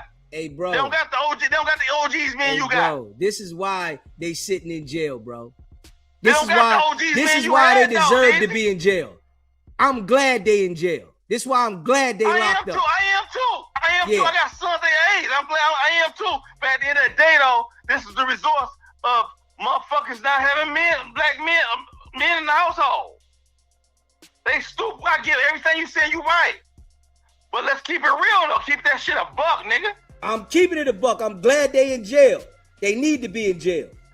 You making me kind of like I'm looking at you a little different now because you don't understand what I'm saying. I don't understand what you saying. I'm telling you straight to you. I don't understand shit you saying. Them niggas pulled the strap out to make him sign a and document. That was foul, Deezy. They pulled the strap out to make the man. We talking Nah, about bro. They pulled the strap out to make the man sign a document that they could have forged their own self. They could have forged the damn document, bro. You not making sense. They could have said, we don't even got to go meet Gucci. Let's go to Staples, make the contract up, and sign his damn name ourselves. They risked their freedom and everything they had going on when they could have went and signed it themselves. They some young, dumb, street, dumb niggas that don't know nobody, crack babies. This is why T.I. said, this is why T.I. said, I ain't gonna sign, motherfucker, what's blood name? I don't know, bro. What's his name? The dude, the foreign dude off, what's his name? Come on, these the dude that they saying they got the baby by Lotto. What's his name? He don't, man. 21 Savage is in position. 21 Savage. T.I. said that's why position, T.I. said I ain't gonna do all that. Like Gucci was just position, listen, let's keep it real though. Man, listen, man. Every dog have his day, Deezy. Hey, listen, and I'm glad the niggas in jail. Straight up. I am too. Yeah. I'm glad too. If I'm out here doing legal business and you come play with me, you going to jail, nigga. Listen, Don't catch me out of bounds and have your advantage to do something negative and illegal to me when I'm doing legal business. Play with me when I'm in the street. Why you ain't mess with me? I'm in the street so I can knock your block off. Don't play with me while I'm doing real legit business and think that, okay, I'm going to do this because I know he on some real legit shit. Don't do that to me. Shit. That's where I'm at with it. But that's he left a stain with them young boys though too. They looking at him like y'all understand when them young boys signed that contract with Gucci, they looking at Gucci like he Gucci 2005 Gucci. They like listen, but at the end of the day though, let's keep it real though. He done been in jail and shit off. Me and you, we grown, we get it, we know, we grow up and we mature. You know what I'm saying? Them young like we understand he went to prison and shit off and he done went through rehab and shit off. But that's not what the young boys, they look at Gucci different. Like T.I. and Jeezy, them niggas, when Gucci was in the hood with them niggas and motivating them niggas, and which was a good thing. Don't get it fucked up. It was a good thing. They need to see that shit. But they also seeing Gucci high on coke and shit. You know what I'm saying? And a lot of other shit. You know, while he was, talking shit about niggas like T.I. and Gucci, and Jeezy and other like this Jermaine the list go on. It was other motherfuckers that should have been looking up to. I can't even have this conversation because I don't even want to piss you off, Deezy. But at the end of the day, though, let's keep it real though. This is shit that listen, them young boys, you gotta understand that them dudes doing whatever they doing right now with Pooh Shiesty, the shit going on. But at the end of the day, though, Deezy, this is the shit. He bred them niggas. They looked at him different. They looked at him like on some old street shit. But like not like me and you. We all of us get older. We mature. You know what I'm saying? We see shit different. But the young boys, they never see Gucci open up a goddamn gym and a boxing, you know what I'm saying, ring and open up basketball. Like they seen Gucci run around and let's keep it real, these like let's keep it real. I thought you was a street nigga though. Nigga, I come from the streets. I thought you was a block nigga. I thought you was a block nigga. Deezy, I thought you was a block nigga. I don't want nothing to do with the streets, nigga. I play with the blocks. I don't gotta play with the blocks no more. But see what's really going on though, Deezy. Look at the whole picture, Deezy. What picture? Ain't no way, nigga, when I was in the streets, nigga, when I got out of jail. Listen. Bye, man. Call later, man. Boy, I tell you. SBGB TV live call-in show. Yeah, what up, dude? C. Brown. C. Brown, what's poppin', bro? Man, now I'm disappointed. Now, how he a grown man and then calling it in and can't even clearly see like all that was foolish. So, it just seemed like, you know what I'm saying? That's why we lost today. Shit like that. That's a fact. Honestly. And then he was talking in circles. He wasn't really making no sense talking about It's not worth 30 years of your life just because you don't respect a man. Like, come on now. There's plenty of people I don't respect, but I ain't about to throw my whole life away. Facts. You know what I'm saying? It don't justify to run up and rob and beat a man. And they did that to a cop. Now you did it to a cop too. You ain't just robbed Gucci, man. You got kidnapping charges because y'all was holding them at gunpoint, wouldn't let them leave and stuff like that. Now all y'all was the breadwinners of y'all family. Now all the breadwinners of the family is locked up for 30 years. You know what I'm saying? Like, how do that even make sense at all? Like, you got to make this shit make sense. Which is crazy. Sense. At all. But he good content for calling in because that shit was entertaining. Yeah. Later on, we can laugh about it. You know what I'm saying? But you know that shit going up in a couple hours. Yeah, man. Like, yeah, he making little tits though. You know what I'm saying? Yeah. Come on, man. Well, that's all I gotta say, Deezy. I appreciate you calling in, bro. All right, bro. Smash that like button, man. And hit that subscribe button, man. Like, come on, man. Come on, man. Yeah, Bull gotta relax with that one. I don't support nothing them boys did. Nothing. Shit don't even make sense.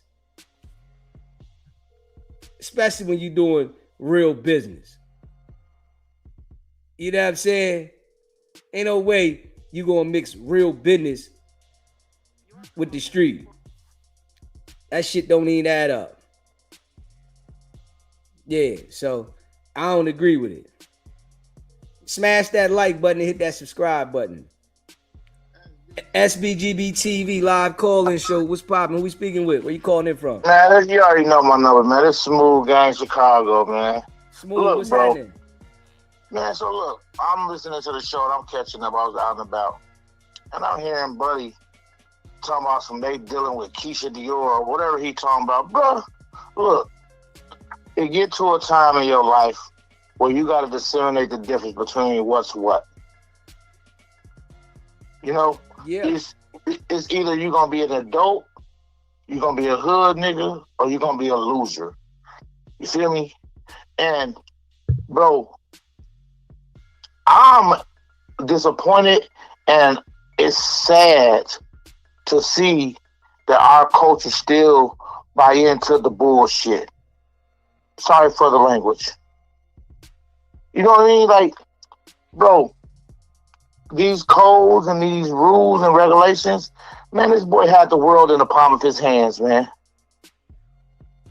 #1 single, came out making bread, got the world in the palm of his hands. And instead of him being able to communicate like an adult to figure out a scenario or a situation to make it better for both parties, I'm going to try to strong arm you like it's the 1990s. Crazy.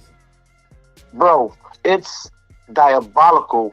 The mind frame of where we are, it's like, once the 2000s hit, our community pressed pause on matriculation. Where is the growth, bro? Where is the basic comprehension of understanding of elevation? Like, I don't want to be the same Smooth I was yesterday, today. It's a saying in football, bro. They say the best ability is availability. But I say the best accountability is self-accountability, bro. Hold yourself accountable, dog. Hold yourself accountable. And you know what? Telling yourself the truth hurt like a effort, bro. It do. But that's the only way that you can ever be able to grow as a man, as a father, as a protector, as a provider. All the jobs that men have as men from birth is the only way that you can counter that with no repercussions, is to hold yourself accountable, bro. Yeah. It's sad, bro. I don't get it, Deezy. I don't understand what this is, man. Like, why we praise the bullshit, bro? That's all. Listen, that's all they like to see. Everybody gravitate to the bullshit. You know, they want to see the crash out. I don't get it. Oh, and I think Munchie B got your message. I listened to his show the other day. He said, you know what? Somebody enlightened me to something I ain't even know. And you have played a clip of Wack on Vlad from 6 months ago, setting this whole play up, right? Munchie B never knew nothing about that. And he played that. He was like, man, my boy Deezy showed me what's up. And then I wanted him to say certain things, so I don't know if he fully got what we saying over here and how we painting the picture over here and presenting the message over here. But I think he got it, but he just didn't say the right words to make me feel like he got it. But I think he did get it. You know what I mean? Mm-hmm. But by him painting what he said was he like like in that moment when he did the presentation, it's like he got the message and he like, nah, I ain't gonna let him catch me up and big you me. I'm not gonna let him do that to me because I can see what he on. He's like, he never seen that. He's never seen that video until you played it from 6 months ago. He's like, damn, my boy Deezy put me on to some game.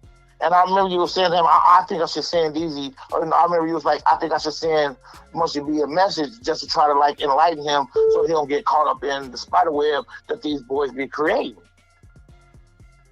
I think he got it, Deezy. Yeah, hopefully he did. I think he did. I think you woke him up when you played that message for him. And me myself personally, I like Munchie B, dog. I do. I like Munchie because Munchie, I'm a man to where if you don't stand for nothing, you're gonna fall for anything. And Munchie stands for something. Yeah. Just like you stand for something.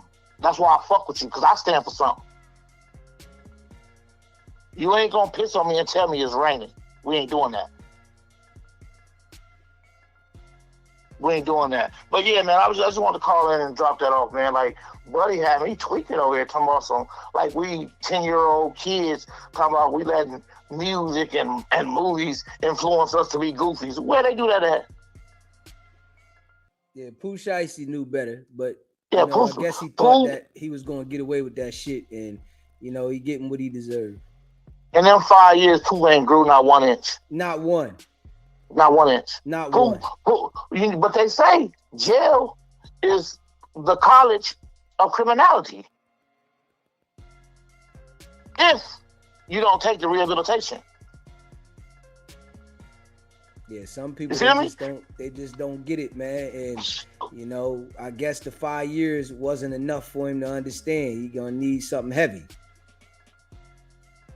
And another thing that stop our growth, bro, we always want our product of our environment, this, that, and third. Oh, you can take the bitch out the hood, but you can't take the hood out female and all this other crap. Nah, bro. God gave us the ability, bro, of choice. You feel me? Yeah. He gave us the ability of choice, bro. What kind of person are you? Depends on the choice that you make for you. Buddy been out of jail for how long? 40 days? 2 months? He got out, I think he been the halfway house since October or something like that. Man, Brody gotta have a girlfriend in there, nigga. He want to go back fast. I know that's right. And he gotta have a shim up in that bed, right? He got to. He got to. I love freedom. That's crazy, bro. Appreciate you, man. Always putting this message out, man, the right way, bro. A lot of people watering it down, dog. But raw and uncut is the best way to receive it and the best way to deliver it. I don't want no other way, you dig? Facts. I appreciate you calling in, my brother. Whole time, fam. Stay up. Deserved. Smash that like button and hit the subscribe button if you just came in the building. Like, just being real. Whatever Gucci did in his past, that's what he did. He did that, right? But in this situation, going to a business meeting to meet somebody for business and somebody pull out a strap and force you to sign something, you can't get me to understand something to compare to that. That shit there is like way somewhere else. When the document that you forcing him to sign is never going to be legal. You think anybody would say, yo, yeah, I signed them documents, when the nigga put the strap to your head? Now, this is legal shit now. You can't mix that type of business with the streets. Ain't nobody doing that, man. I'm just keeping it a buck. That's a fact. La Portia.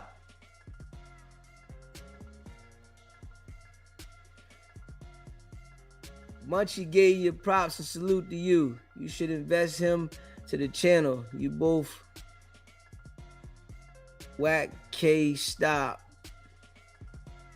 Anyways, go ahead and school the youngsters. Appreciate the super chat. Like, on some real shit though. Like, come on, man. When is you supposed to elevate? Like, there's no way that I'm gonna put my mind frame. And it's like everybody got their own mind. You know what I mean? I can't influence everybody's mind to be on a level head, but I ain't letting nobody to convince me of some shit that I know that don't make no sense. And that goes for anybody. Somebody telling me what Pooh Shiesty did was solid, man, that shit's crazy. When the bull could have just forged his damn name. I would have had respect for him on that side.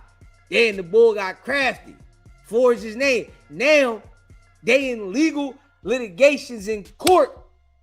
And now Pooh Shiesty got a fight. Yeah, Gucci signed this. Gucci saying he didn't sign it. Pooh Shiesty saying he signed it. Now, Pooh Shiesty ain't got no fight. What fight do he got? Because he didn't think strategically. You got all the position in the world and you didn't strategically think of how you could have maneuvered this. That's what it's about.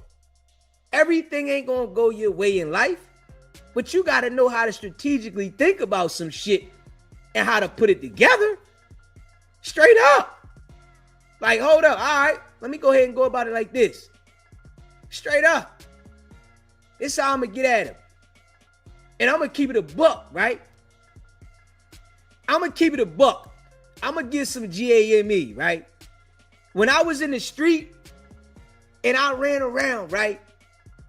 And somebody would owe me some money or something. Nah, I ain't gotta go at them aggressive for my money, right? I'm gonna tell you the reverse uno. When the Joker come and he say, yo, I need you, all right, I got you. When he come through, he gonna be like, you gonna look out for me? Yeah. All right, here, give me the money. Soon as I get the money in my possession, nah, I ain't ready yet, homie. I ain't ready. Oh, you supposed to look out. Man, give me a second. I'm gonna call you in a little bit. I'm waiting. Give me a second. I'm calling. Now I never answer the phone again. But if I try to go at you with violence, now I mess up my money because I'm going at you. Now I'm at war. When I could have hit the reverse uno on you, got the money from you, and ain't give you shit. See, the strategic thinking is what's gonna get you to the next level. We all gonna have situations, but how do you strategically get through the situation? That's what's important, you know. And Pooh Shiesty wasn't thinking, huh? Nah, I just really think it was goofy. I don't care what Gucci did, nigga. You better find out how to go about your business. If you wanted to be slick on it, man, be slick on him. Go about it the slick way. But pulling a strap out, all these cameras and technologies around, and you are on a home confinement monitor and thinking that, oh, I'm going to just go do this and it's going to be good. Man, listen, man, that shit ain't make no sense. Yeah. But it come from the dudes you got around you, right? That's when you come up with the idea and they say, yeah, homie, let's do that. Let's do that. Huh? Let's do that. Instead of saying, yo, man, now let's go about it this way. You got a whole bunch of small-minded individuals in the room, and Pooh Shiesty was the brains. Come on, man. Just because a joker got some money, don't make them the brains. Pooh Shiesty wasn't the brains of shit. He just knew how to rap. And obviously, all the niggas around him ain't had no brains. The Pop ain't got no brain, nothing. Pop could have came up, yo, listen, I got us. Here, let's go to the joint and print out. Nigga, I'm going to sign that shit myself. I'm going to sign it. We just going to go to war and act like the nigga signed it. But they thought if they make his hand do it, this how, I'm telling you, this how slow they is. They thinking if I force and make his hand to do it, that it's valid. Like, come on, bro. Come on, man. Come on, man. Get crafty. You gotta get crafty, man. Straight up. If you stay in the mind frame of the pebble mind individuals, this will happen. Straight up. So when a joker started telling me about what Gucci used to do, that shit don't add up to what happened. Yeah, Gucci did a lot. Straight up, he did a lot. But I'm talking about for them boys to be able to stay free. I don't care about, oh, they did it to Gucci and Gucci deserved it. I'm saying, come on, bro. You couldn't think about a better way to do this shit?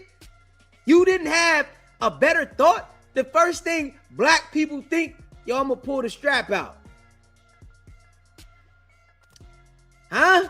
The first thing black people think, man, I'm gonna pull the strap out. And that's gonna do something. They're gonna send you to jail, nigga. Like, come on, bro. Straight up. And yeah, OJ and his boys did do that. OJ beat a homicide. And him and his boys went to take back some memorabilia shit and got 11 years. The boy beat a homicide now and went and strong-armed some memorabilia shit and got 11. Man, they gonna rock Pooh Shiesty's socks. That boy going on there. You think that you can forcefully put somebody at strap point and make them sign a document that I'm sure he submitted that shit. I'm sure he act like, oh yeah, he signed it. Gucci saying, I ain't signed it. You think I'm going to take you putting the strap to my head and then I'm going to say, yeah, I signed it. Nigga, what I look like? I don't care what part of the street I came from. You think I'm going to say, yeah, I signed it. I got to verify my signature because this is my company. It's my business. I'm not verifying that. I'm not going to say, yeah, I signed this. Like, hold up. Like, come on, bro. Like, wake up. You can't, it's nobody that's going to make sense of that to me. And I'm just keeping it a buck. There's nobody that's going to make sense of that because you could have played the cards differently and came out better. Straight up. You got all this paper. You could have had your legal team go to war about you saying he signed it. All right, we in court. We fighting. Man, he signed that shit. Then if you think about this, right? If Pooh Shiesty would have had somebody sign the documents, right? And they fighting back in court with Gucci about the signature and the contract, Gucci might have said, all right, man, I'll take this money to buy, let him buy out the contract. I don't want to keep going through with my lawyers. I'll take this amount of money and then we can settle this and you can buy your way out the contract. This is what I'm saying. This is the level of thinking that I got. You hear me? I ain't thinking like Pooh Shiesty. I don't think like that. Even when I was in the street, I don't think like that. I know damn well you can't mix violence with business. Your career is going to end. If you out there running the street and you got the bricks and you start laying the murder game down, nigga, you are going to jail. Every nigga that had to work running around selling bricks anywhere that start putting the murder game down, they going to jail. You start extorting niggas, you going to jail. They're not going to allow you to do it. You got to pick a side. This is why if you pay attention with the poppies, they want peace. Poppy like, oh, we going to fix this. Whatever's wrong, we'll fix it. Don't worry about that. We'll fix it. These niggas running around moving 100, 200 bricks. They don't want to beef with you over 1, 2, 3, 4 bricks. All right, let's fix this. Let's get it right. But you got these small-minded niggas that think that, oh, we gonna go muscle this shit and get it done instead of thinking how to be crafty and elevating their mental to step their mind game up to play on that level. You hear me? You gotta step your mind game up to play on the level. It's the only way you're gonna be able to do it. Facts. And if they would have did that, I think they would have came out on top. They would have been able to buy their way out of the contract. Pooh Shiesty would have had forced Gucci's hand. All right, damn. Gucci in court paying these lawyers, shit getting tied up. They might have went a year or two. All right, let's settle. Straight up. You hear me? Just keep it in the buck. Smash that like button if you just came in the building and hit that subscribe button, man. Shout out to all y'all, man. Like, this is real rap. See, I know, right? I be talking some real shit. And I be real, like, logical with this shit. You know what I'm saying? I'm not thinking no street shit. I don't care what the young boys is thinking. When you start making paper and doing business, you got to elevate and transform your mind. You got to start doing that. If you doing things in the street, you can't mix them. All right, keep your street shit over there. You get mad about something, you can't mix it. You can't get mad at a nigga, right? And think that, oh, I'm going to get my homie to go do something to him and I'm going to just sit over here and it's going to be cool. Now that shit going to come back to you. Everybody know you got a problem with this individual. This shit going to all trace back to you. This is the same damn thing that be happening to these people that don't think.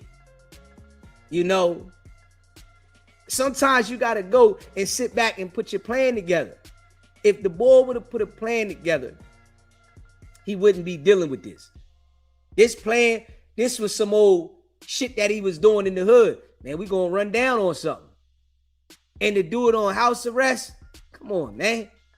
Nobody can make me think any sense of this. I don't care what Gucci did. I don't care about Gucci's wife. I don't care about nothing in Gucci's life. You can't make me make sense why some guys would do something like this when it's legal business involved and they know they're going to get caught. Come on, man. Just keep it in the buck. You got to be able to elevate. You got to be able to elevate. You got to be able to elevate. Smash that like button and hit that subscribe button. You have to be able to elevate mentally. Straight up. And that's what they couldn't do. They ain't know how to get crafty. They ain't know how to, all right, I'm done with this. All right, okay. Gucci don't want to let a nigga out the contract. All right. He don't want to let me out the contract. All right, let's do it like this. All right. Come on, man. Yeah. We gonna do it like this. Because he could have played this shit legally civil. Now he playing it criminal and it's on one side. Does that make sense? The nigga could have played this situation legally civil. All right, we're going to play it civil. It is what it is. We're going to go towards civil. Straight up. But he playing the shit legally on the criminal side. And he on the side that's on the losing end. Come on, man. They got eyewitnesses, man, saying he had to strap to Gucci's head, man. Come on, man. Like, let's just be real. They got eyewitnesses saying you got to strap to Gucci's head like this, and you telling him to go here and go there, man. Come on, man. Then you robbed the man. Like, come on, man. You robbed a man with other individuals. Let's just think about all this shit. You got 3 people there. You robbed everybody. So everybody supposed to be street. Everybody supposed to be street. It was a white guy there that they didn't grab by the neck. So he supposed to uphold and be street too. Because he around Gucci. Are you around Gucci? You supposed to be a gangster too. The white guy. Come on, man. Come on, man. Make it make sense, man. Them boys, they played theyself. Just keeping it a buck. Smash that like button, hit that subscribe button. They played theyself. I'm just being real. SBGB TV live call-in show. Hey, yo, what's good? What's good, yo? What's good? We speaking with? Where you calling in from, bro? I'm calling in from Brooklyn, New York. My name is Soul. Soul, what's popping? Chilling, man. Like, I agree with you, man. I'm actually glad they did it because, and not saying I'm glad nothing happened to Gucci. I'm just glad that they didn't wait and they did that shit right away. So now they off the streets. Got their own self right out the way.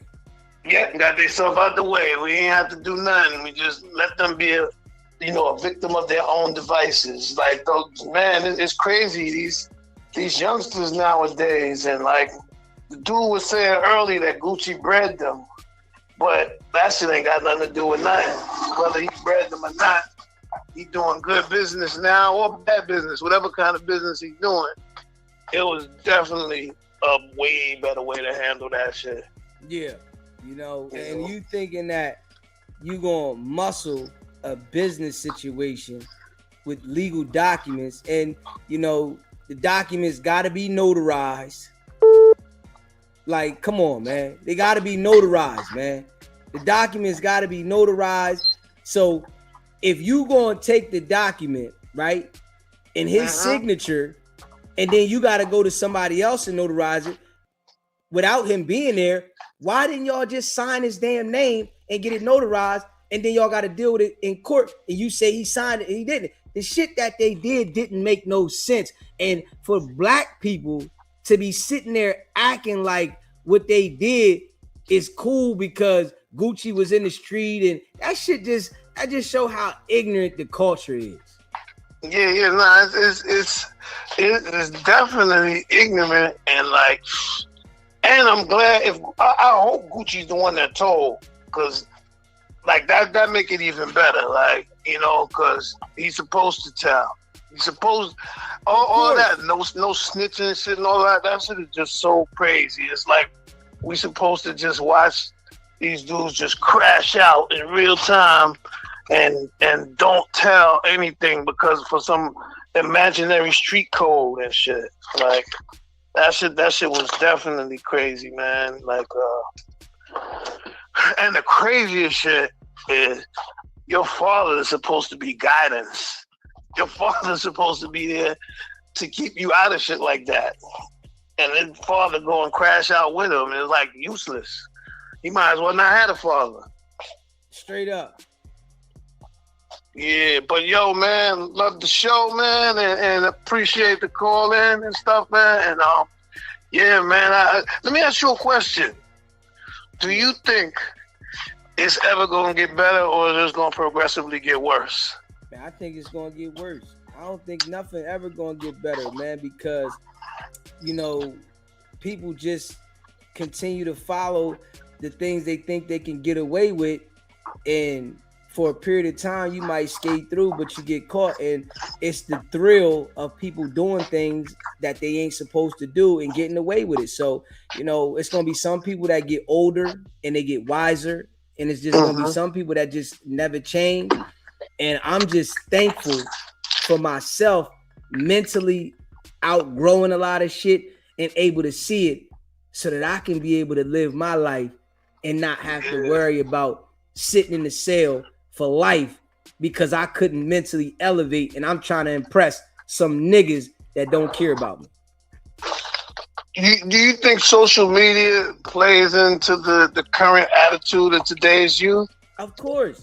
Social media is the main thing because this shit, the world is ran by social media. The kids is being raised on social media. Social media then took over on a whole nother level. Like everybody is watching social media all day long, from the kids that can see to the ones that damn near can't see, the old people. Yeah, yo, I went to this channel, right? I ain't gonna mention dude's name, but the way his joint is set up is basically he'll come with an argument. Like one of his arguments was that 50 Cent song Heat was a drill record.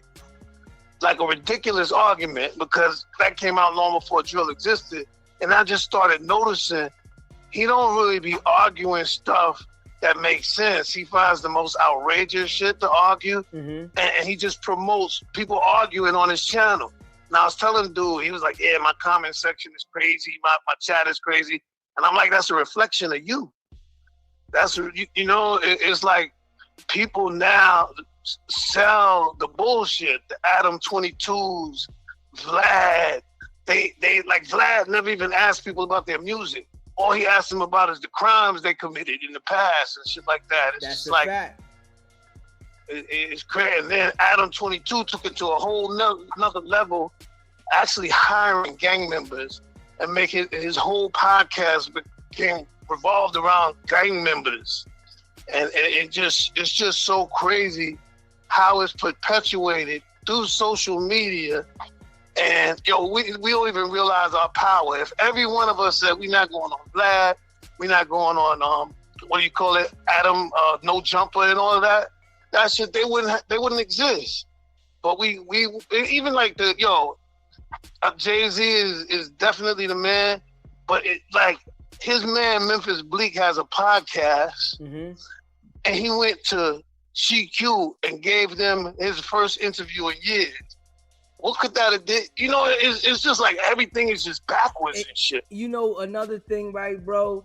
See, Adam 22, Vlad, and those podcasts right there, niggas got respect for those podcasts. If a black man was to get a podcast and run his shit to that nature like that, they would be trying to destroy him, disrespecting, tear him all the way down, and then run back to Vlad and Adam.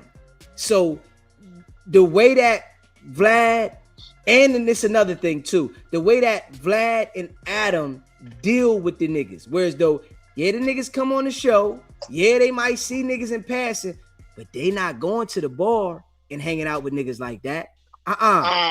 But you got niggas, if they got a podcast, they want to go and celebrate with the other niggas instead of this is business. I can't be hanging out with you niggas like that. Yeah, y'all come here, me here.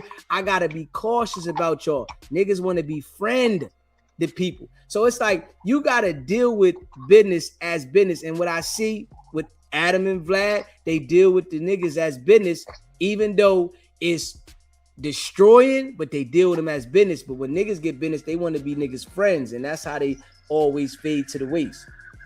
Yeah. Definitely, man. It's a fucked up situation, and I guess all we could do is teach our kids better and the kids that we could come in contact with if we can. But ultimately, I guess what everybody has to do is just concentrate on their household and make sure their kids, grow up. Because I had a son. My son's mother was a Crip from California, Compton, and I met her when I was out there when I was young, and I was kind of infatuated with that kind of stuff. Like I was just attracted to the wrong thing. And but I brought my son to New York to live with me, and I raised him since he was 6 months old. And I found out that even if I'm not the best father in the world, because I might not have, like I didn't get rich, or I have little issues. Like everybody got problems. Just me being there made a difference in my son's life. Like he's more emotionally, like, what's the word? Emotional mature than I am. Like and it's just for having, a mother figure and a father there. And like, that's the key, man. Fathers, man. Like, I don't see how a man could not raise their child. I just don't get that. Yeah. But you got some situations where as though in the household, the child, can't have the relationship with the parent as they should because of the mother's interference. So, it's different situations in different households. True. No, that's true. That's true. Like, definitely, I was blessed that even though my son's mom was a gangbanger and she was selling dope and stuff like that, so one thing she said was she knew that it would be a better situation with me in New York, and she just let me have him. And now, what the beautiful thing is, like when he became like 21, he started calling her, and and she actually got saved and changed her life, and they developed a relationship. Because I never down talked her to him, I always, that's I always tell them that's your mom, regardless, and they have a relationship. And they developed their relationship on their own. And that shit was dope, man. But we definitely need fathers in the house, man. Facts. And you see how you said you never down talked her? That goes on a lot on either side. When somebody feels like they have control of the child, they get the down talking the other parent, and that there causes, the way that somebody could look at the child differently. Right, yeah. Nah, I never wanted to interfere because I know if I raise my son right, he'll be able to decide what he wants to do and how he feels about his mother, and that's actually what happened. He made a decision. Like my pops wasn't there, so I made all kind of fucked up mistakes, and like, I wish I had somebody, even though it's a shame that I needed somebody to tell me some of these things. I just wish I had a man to tell me when I was coming up, like, yo, don't fuck up your name with the law. Work hard as you can when you're young. And other things. Like, it was so bad. I remember when I was young, I used to brush my hair. I didn't know you got to brush the back down and the sides on the angle and all of that and shit. Like, it's just so much little things that a father teaches a son that, like, it's just fucked up. So these kids is, like, just so lost. And then it's crazy because, like you said, I don't think they ever going to get back on track.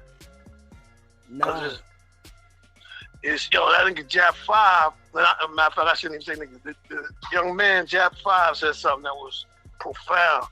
He was like, it's so hard to fix the problem because every year you got a new batch of them graduate or not graduating. But every year you got a new batch of them that come into wanting to be a gangster. So it's like, Yeah. So it don't seem like there's no way to plug the leak. It just, every time you try and plug one hole, one place, another one pop up somewhere else. It's just these kids and yo, I love rap. I come from the beginning of rap. I come from the block where rap started in the Bronx. Yeah. On Centric Avenue. And I love hip hop so much because it's a culture, but they've taken it and just stripped it apart and put all that bullshit in it, and now it's their tool. It ain't even our tool no more. It's their tool to watch us destroy each other. Yes, it's bad, man.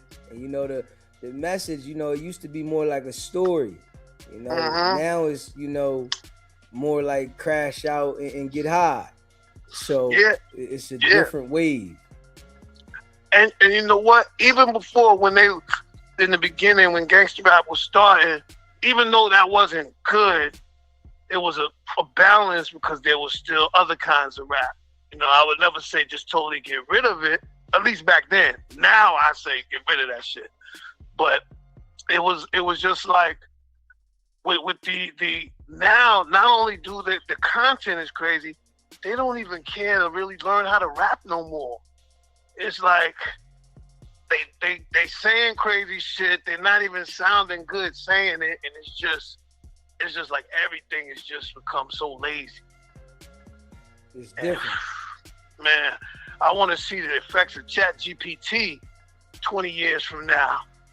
See if people ain't gonna know how to think anymore, having that shit do everything for them. Technology definitely gonna be running a lot of shit, bro. A lot of shit. I use it for certain things, and I see like there's so many jobs that they gonna just turn that, because that shit can answer phones, like, and actually can hold the conversation with the person now. No more pre-recorded shit. It can hear what you say and formulate a response instantly. So why they gonna pay somebody to answer phones now? Yeah. You know, and there's so much stuff like that. And, you know, it's just the world is just moving at such a pace that we ain't gonna never catch up. And it's just, man, it's sad to not know of any solution. You know what I mean? It's like I couldn't even formulate half of a solution in my mind because it's just everywhere. Just everything is fucked up. You know what I mean? Besides the kids, the system, just the whole shit, the country that fell apart. And you would think, I had a dude tell me the other day online that there was no that he's glad that the rap music now, all of the wild shit done played out. And I'm like, I don't know what you listening to. And he said drill doesn't count. I'm like, drill is like the worst thing that ever happened. Niggas making songs about killing their ops and then going and doing it. Or doing it first and then making a song about it. It's like, that shit wow. That shit, when rap started, we started rap for the reason, and you know, like I didn't personally start rap, but I was there like with Melly Mel and all of them, and it was started to escape the ghetto. Like when you was rhyming and you was in songs, you was trying to not really be in the ghetto. You was trying to like use it to get out and even mentally get out in your music. And then it's like now it's like dudes use almost like you see suburban kids, instead of trying to get out of the ghetto, they trying to get into what we trying to escape. They trying to get into. People is infatuated with this life. That's why when somebody tell, I'm not mad at all. The only thing I think is wrong with the whole snitching thing is if you do something and you give somebody up to get yourself out. I agree. You know what I mean? But if you see something wrong and you say something, even if you used to be a gangster, it don't matter. I don't think you have to be married to that shit for the rest of your life. you could become a civilian. If you ain't doing that stuff no more, you should have the same rights as everybody else. I agree. You know, but they probably would want to hang me by my ankles for that. Man, I agree, man. You know, like when you get older, you're supposed to grow and mature. When you elevate and you live in different, you're not supposed to be trying to go back into what you prayed to get away from and think that you're gonna indulge in the same shit that you really don't need to be a part of, and you think you're gonna last. You're gonna fail. Yep, definitely, man. But yeah, man, get ready to turn it in, man. But appreciate the show, man. I'm gonna subscribe. I just came across it on my feed, and it's dope, man. It's dope to see somebody that stand for some shit. You know what I'm saying? Yeah, I appreciate you calling in, bro. Make sure you hit that like button too for us. Oh, definitely. Right now. Solid. All right. Okay. Man, if you haven't already smashed the like button yet, hit that like button. Hit that notification bell. Make sure you subscribe to the channel. You know, man, I appreciate all of y'all that be rocking with the channel, man. You know, we just got to be real with this situation, man. Straight up. We got to be real, man. Yeah. The decision that Pooh Shiesty made was goofy. And that's a fact. You know, hit that like button, man. Hit that subscribe button. Shout out to all y'all that be rocking with the channel, man. Yeah. The line open. You can call in. You know what I'm saying? Anybody can call in. And that's a fact. Let me see here. Yeah. Anybody can call in, man. Hit that like button. Hit that subscribe button.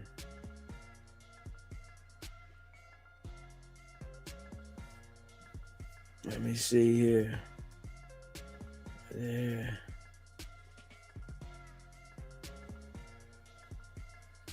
Let's see what they said with Tiger Woods DUI arrest. Yeah, man. Hey. One day you got to grow up. You know what I mean? Yeah. And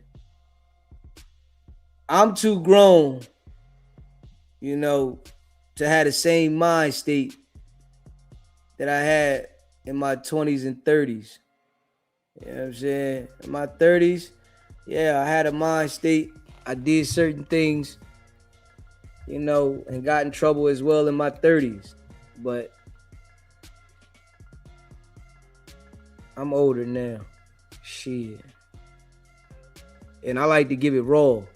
When my brother called from jail,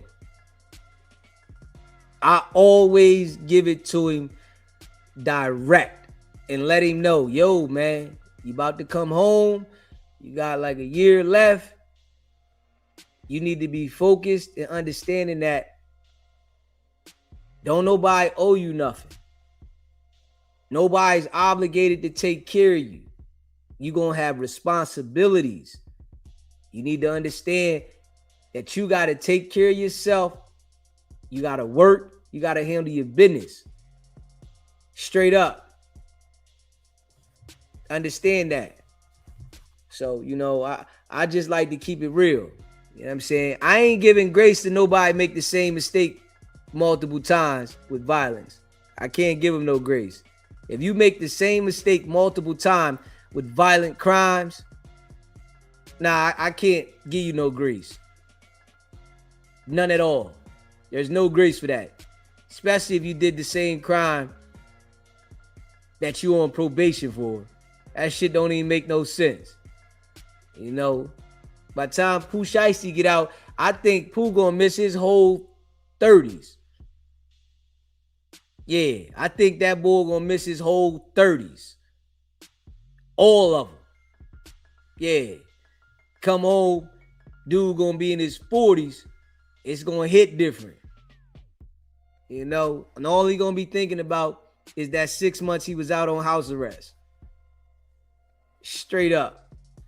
Yeah, smash that like button, hit that subscribe button, man. No, it's like a lot changed now. Back in the day, definitely it was different. You wouldn't do certain shit. Like, now it's like the shit that people doing is crazy. Let's see what Tiger Woods did. Smash that like button, hit that subscribe button.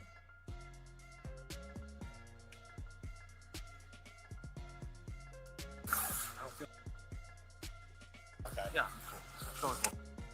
My phone, and all of a sudden, boom.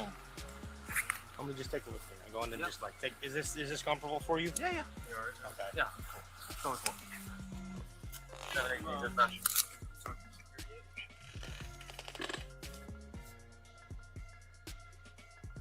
SBGB TV live calling show. Hey, what's happening, Deezy? This is T from Memphis, man. T, what's going on? Yeah, boy, just cool and just chilling, man. I drive trucks, man, so I just caught you on my break. I just heard the dude from Detroit, man, he dead ass wrong, bro. Bro, dead ass wrong, bro. Even the city don't even rock with what Pooh did, bro. That shit was wrong in hell, bro. It made no sense. Hell no. And the thing is, what make it worse, bro, is that his father was there? His father was there with him?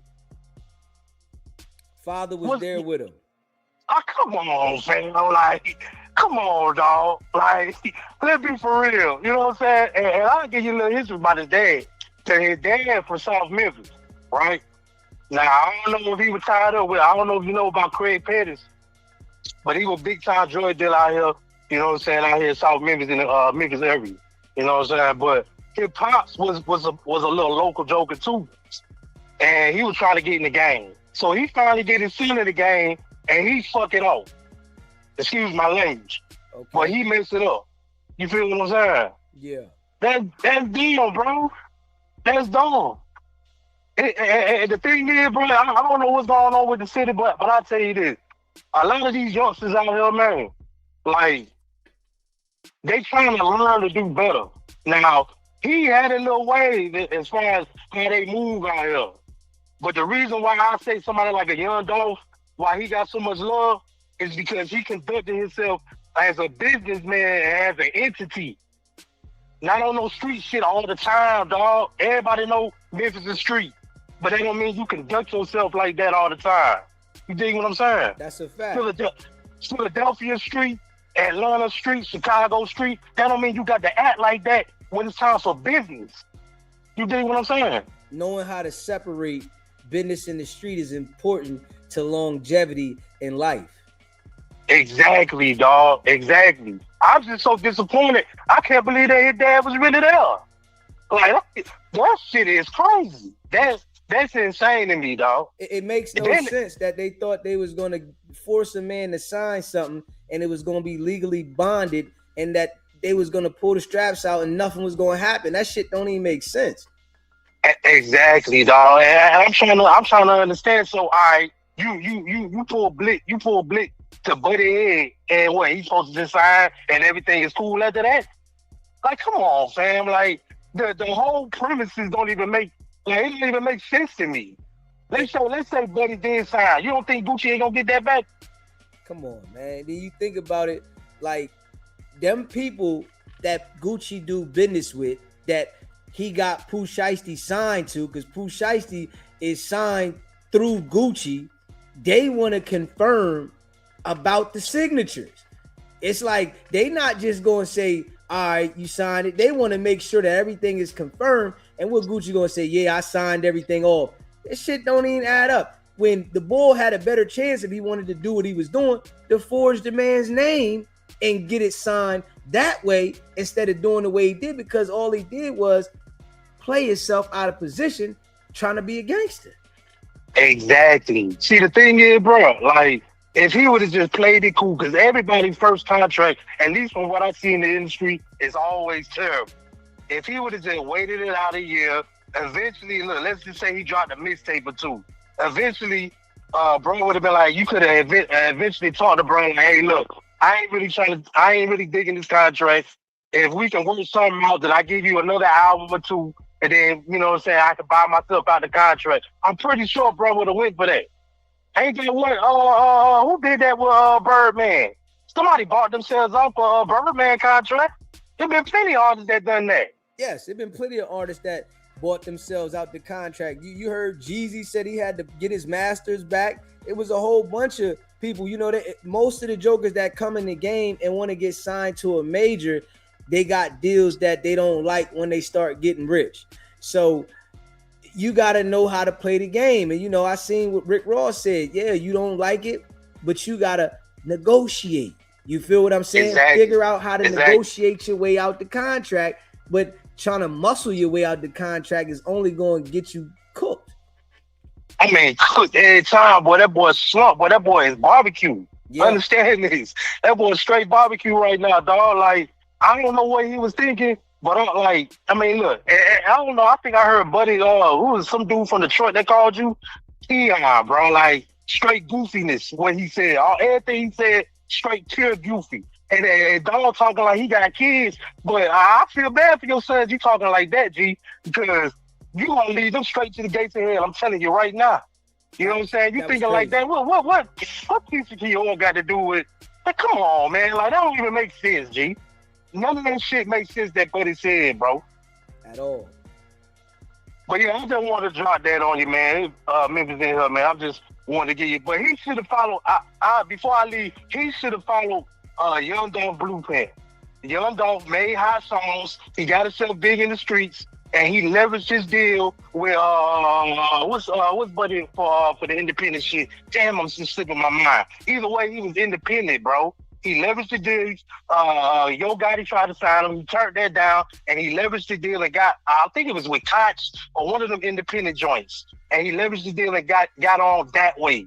That's how he should have played it. Instead of being eager to just sign some deal to get up out of someone, because they give you what, $100,000, some little ass shit like that. Like, he could have played it a way smarter. And for his daddy not to give him game, and especially being tied in with the industry a little bit, and for his daddy not to give him game, it's pure failure, bro. Straight failure. Pure failure. For him to give him no game about committing a crime involving business when you are a celebrity that everybody knows. Man, nasty work, dog. But I appreciate what you did, bro. You cooking these niggas out here, man. I appreciate it. I listen to you every night, man. I feel all, man, so I listen to you, man. So keep doing your thing, big dog. I appreciate you calling in, man. Shout out Memphis, man. Already, big dog. One. Yeah, man. If you haven't already, smash that like button and you just came in the building, hit the like button, man. Hit that subscribe button, you know. Yeah. Like, we got to be real. You feel me? We got to be real, man. Straight up. SBGB TV live call-in show.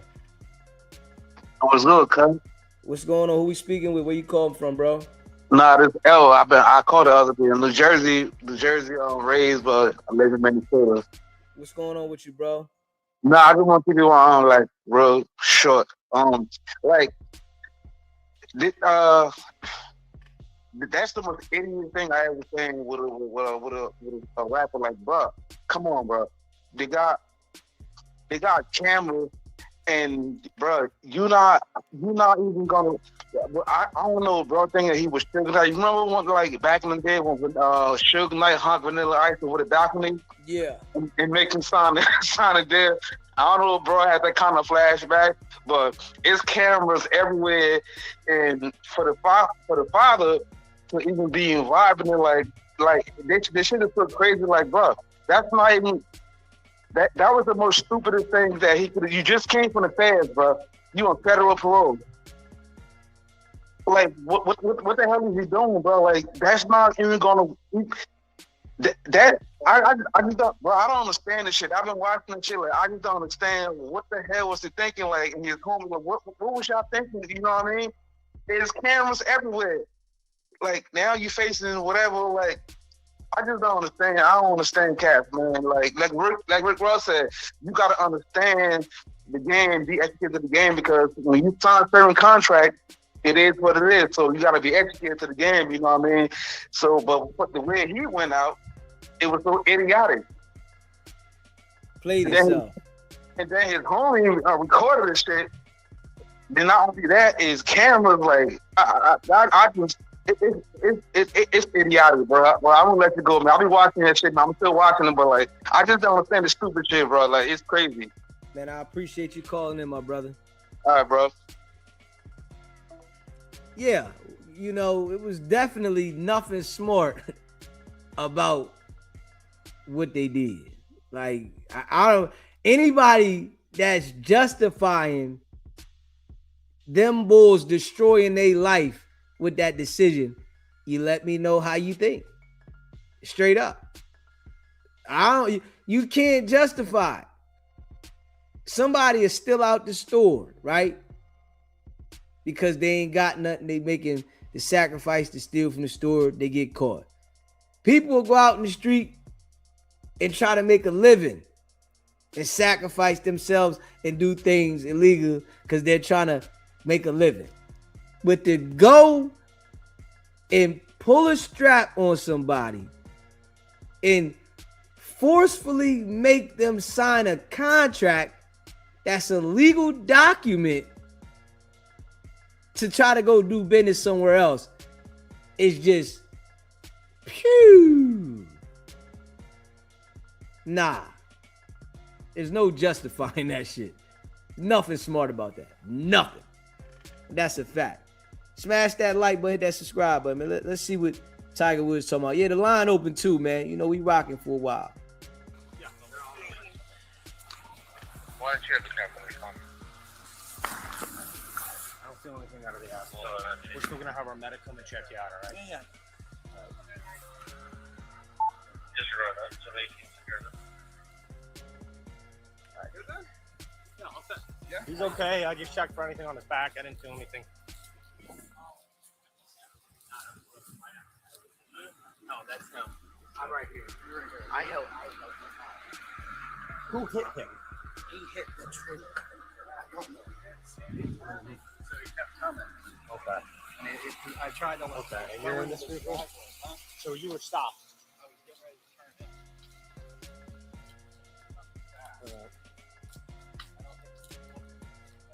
Yeah. Are you okay? Yeah, I'm fine. It hit the trailer. I don't know if I'm gonna take this tire. I don't even know if I can drive it out of here. Right? Yeah. I don't know. Yeah. I can try to get here. I gotta block all this. Yeah. Now that bike, you gotta go the other way. You're gonna have to go back around. Yeah, everybody.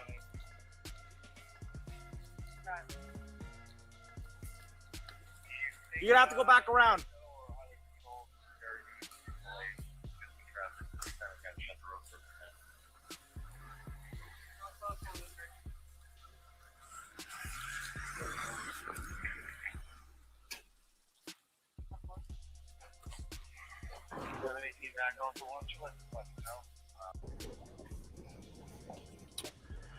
Are we good?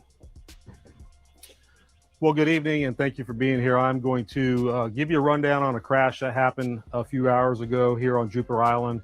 And I really will tell you everything that I know at this time. So just before 2 p.m. today, the Jupiter Island Police Department, which is where we currently are, received a call of a rollover crash about 2.5 miles from where we are. The Jupiter Island Police Department responded out there and found a pickup truck pulling a pressure cleaner trailer and a Land Rover, which was rolled over on the driver's door. And we're going to provide you photos of that. The investigation started, and initially, right off the top, it did appear that the driver of the Land Rover might be impaired. And at that point, the Chief Ewing of Jupiter Island Police Department called me from the Martin County Sheriff's Office and asked for our assistance. It wasn't that the Jupiter Island Police Department isn't fully capable of doing these types of investigations, but quite frankly, the Sheriff's Office has a lot more repetitions in these traffic crashes and these types of investigations. Our investigation revealed as follows. Shortly again before 2, the pressure cleaner truck pulling a trailer, a small trailer, was northbound on South Beach Road and was pulling kind of to turn into a driveway. It was slowing down, starting to turn into a driveway. And the driver of that vehicle looked in his mirror and saw a Land Rover, a dark colored Land Rover, overtaking him at high speeds. And I don't know those speeds. The Land Rover kept overtaking him. He saw it coming, so he tried to edge off to the side of the road, but but this is a small 2-lane road, and there was no shoulder for this pressure cleaner gentleman to get off the side of the road. As he was trying to move to the side of the road, the Land Rover overtook him at the last minute, swerved to avoid a collision, but clipped the back end of the trailer of the pressure cleaner apparatus, listed to the side, and then rolled on the driver's door north past the truck that had just avoided the crash with. The individual driving that Land Rover was able to crawl out the passenger door of the car and was identified to be Mr. Tiger Woods. Our DUI investigators came to the scene here, and Mr. Woods did exemplify signs of impairment. They did several tests on him. Of course, he did explain the injuries and the surgeries that he had. We did take that into account, but they did do some in-depth roadside tests. And when it was determined, he was placed under arrest and taken to the Martin County Jail. At the Martin County Jail, and even on scene, we really weren't suspicious of alcohol being involved in this case, and that proved to be true at the jail. So Mr. Woods did a breathalyzer test, blew 000s, but when it came time for us to ask for a urinalysis test, he refused, and so he's been charged with DUI, with property damage, and refusal to submit to a lawful test. In the crash, no one was injured. Mr. Woods did not seem to be injured at all, and the other gentlemen were not injured. But this happened a few hours ago, so I've given you the information that I have right here, right now. So with that, let me kick it to you for questions. I'll answer what I can answer. Just to be clear, they're both going in the same direction. Tiger was coming up behind the guy in the pickup with the pressure cleaner. So the question is, were they both going the same direction? Yes, both of them were in the 280 block of South Beach Road, driving northbound. The truck pulling a trailer was trying to slow down and pull over, and Mr. Woods was overtaking him at a high rate of speed before he clipped the back end and rolled his vehicle over on the driver's door. How many times did he roll over? So the question is, how many times did he roll over? The answer is he didn't roll completely over. The truck rolled to the driver's door and then just slid northbound up the road. And again, we'll provide you some photos of that. I know you said you don't know the exact speed. You said high rate of speed twice now. Is there a way just to give us a general idea of how fast? You mentioned before, it's a 2-lane road. You can't drive very fast on that road. So the question is, can I give you a general idea of how fast? And the answer is I can't, but I can tell you this, it's a 30-mile-an-hour speed limit. And when I show you the photos, they kind of speak for themselves. You can see where he clipped the back of the trailer. You can see where he rolled. And then as he decelerates, sliding down on the driver's door of the vehicle, you can see that he slid for a pretty decent a space before he came to a stop. Yes, sir. Was he cooperative as far as what his schedule was today? What he was doing? Was he talking? Did he speak to you guys what his activities were today? So the question was he cooperative with us? The answer was he is cooperative, but he was not trying to incriminate himself. So he was careful in what he said and didn't say.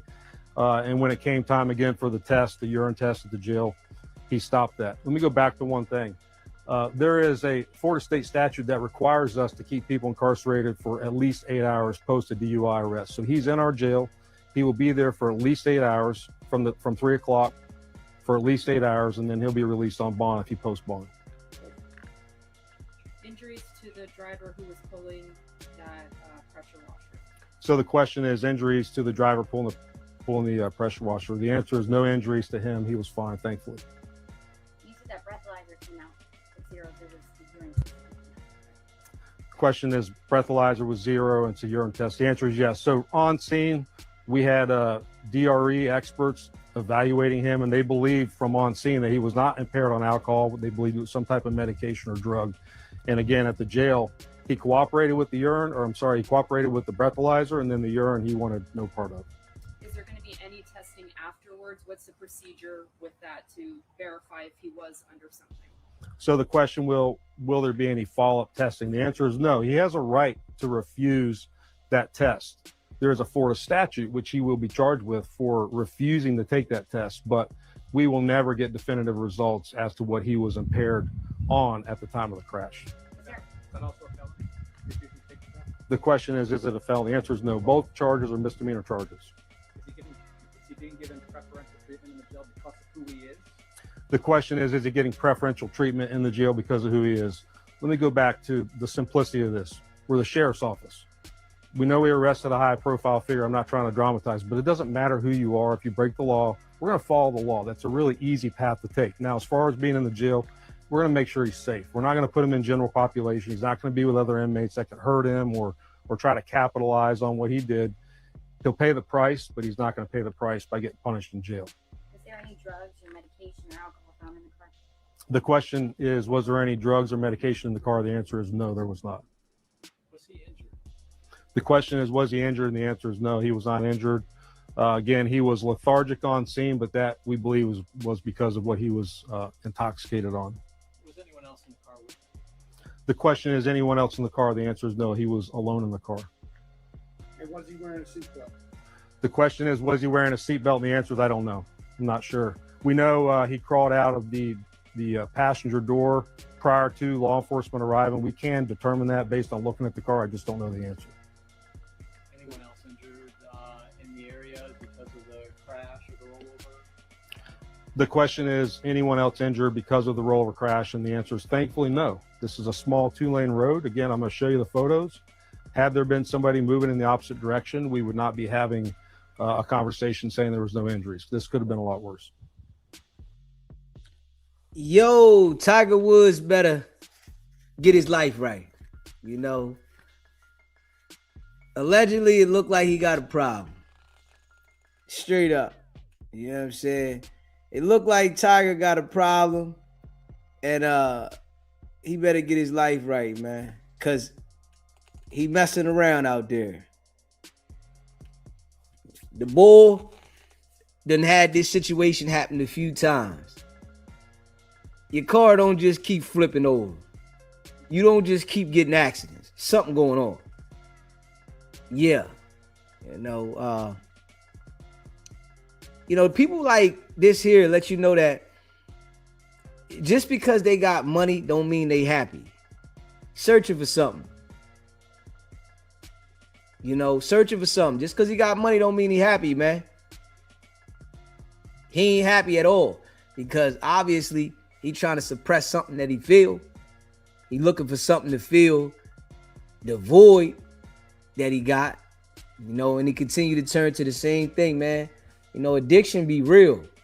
Addiction is anything you like. And the things that they design, pills, anything that you ingest, anything you smoke, whatever, drink, whatever, it's designed for you to like it. That's why they design it the way they do. Some people might not like certain things, but it's designed for majority of the people to like it. They do the test to make sure that you're going to like it. So these individuals that be having all that money, man, they get hooked onto these shits and they be locked in. They be addicts, man. They be rich addicts. Rich addicts. So Tiger situation, man, I don't think getting help is not going to help somebody that doesn't want to be helped. And that's been proven. You got to want to help yourself first. And if he doesn't understand that the same scenario keeps happening over and over, it could really go bad next time. We seen artists that have been locked in on whatever they've been hooked on, check out from being hooked on these things. And the thing about these people that are rich, they have an unlimited supply of money to indulge in whatever they like. So it's not like they run out of money. The average person on the street that's hooked on something, eventually, sometime that day or night, they run out of the money. These people don't run out the money, and they start upping the dosage on whatever they're doing. They start upping the dosage. They need more. And the chemicals in the narcotics, they're designed to impair you. No matter how much you think you can control it, because everybody thinks when they, get high off something, they got the control. That's the mind thing, right? But if you do enough of something, your body is gonna lose some form of control. Your reflex ain't gonna be the same. You know, the bull clipped the back of my man trailer. He didn't have the same reflex. Lost control. And this is becoming a pattern. But what I hear from the cop that was talking is, you know, Tiger's been through this before. So he knows how to respond in these situations. He know not to take a urine. Now, I ain't taking no urine. He know not to say certain things, but they know what it is. So if Tiger don't want to go seek help, you know, it might be another situation that happens, you know, because when certain things happen to us in life, we might take precaution right then and there. You know, we might be like, man, I ain't going to do this. I ain't going to do that. We're going to take precaution because we just had a situation that happened. But after time goes by with any situation, you go back to your regular program. And even if he takes a break and then he go back, you always pick up where you left off at. So whenever you get high on something, when you take a break, you always pick up where you left off at. But Tiger got to deal with them issues, man. You know, I deal with them issues. Yeah, it's trouble for him. Smash that like button, hit that subscribe button, man. Shout out to all y'all that rock with the channel, man. You know, I appreciate all of y'all, man. Hit that like button, hit that subscribe button if you haven't already done so. You did. SBGB TV live calling show. What's happening? What's going on, brother? How you doing, sir? What's going on? Who we speaking with? Where you calling in from, bro? Man, I'm calling in from the Windy City, Chi-Town, man. Okay, what's happening? Who we speaking with? Nico, my fault, big dog. Hey, first of all, man, I want to give a shout out to your joint, man. I'm kind of new to it, but I really mess with your joint, man. Appreciate you calling in, my brother. What's going on with you, though, Nico? Hey, man, you know, I really just wanted, I had a couple of things on my mind, man, with the whole Wack situation. Hey, you kind of fucked me up the first time, man, when you, I seen the joint on the first, when you said you was going to let Wack have it, man. I was ready to cuss you out, man, until you said April Fools, brother. Okay. Yeah, I was ready to get down on you, man, but on some real talk, though, man, I just can't understand how they let this loose cat, man, just run around and say the shit that he say, get away with what he get away with, man. And this cat be disrespecting some real powerful people, man. Like I say, I'm in Chicago with it, man.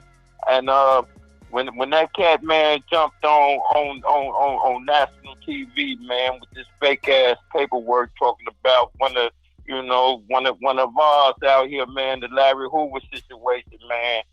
Man, that ruffled a lot of fellas up here, man. You know what I mean? Yeah, dude's a fake individual, man, and you know he does that for clout. Man, that's an understatement, man. That's an understatement, man. And yeah, that's an understatement, man. It's yeah, man. I don't know how he's still relevant, man. I don't know how he still get the support he get. I don't know if it's just that the Adams situation, man, or what, man. But everything about this cat, from the diapers to the tampons, everything about this dude is fraud. Even his name. You're not WICKED100. That's your brother's name, man. You presuming somebody else's identity. And come on, man. We way in Chicago, man, and we don't like this nigga, man. Hey, listen, man. I agree with you. You know, he acts like he's supported by a lot, but we know everybody, you know, that got some common sense, they can see through him. No, man. That you can't pay that dude to come out here in Chicago with that shit, man. I guarantee you can't pay him to come out here to Chicago, man. he ruffled the right feathers out here, man. That dude gets spotted walking around in Chicago, man. They gonna beat him.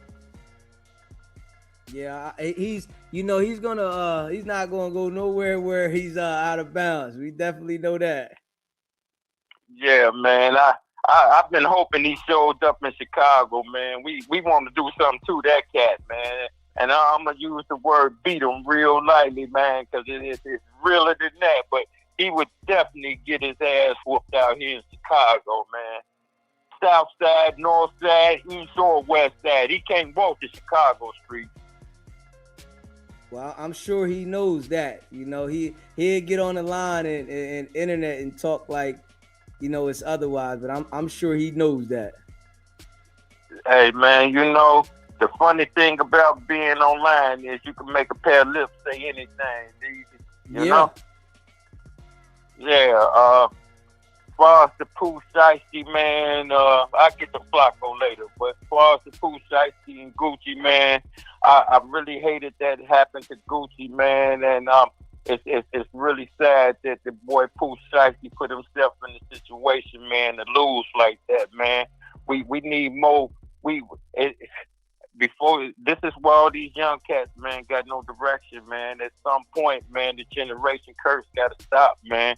It's a damn shame that everybody with money, man, rather turn in their fame, man, to be with a boy in jail, man.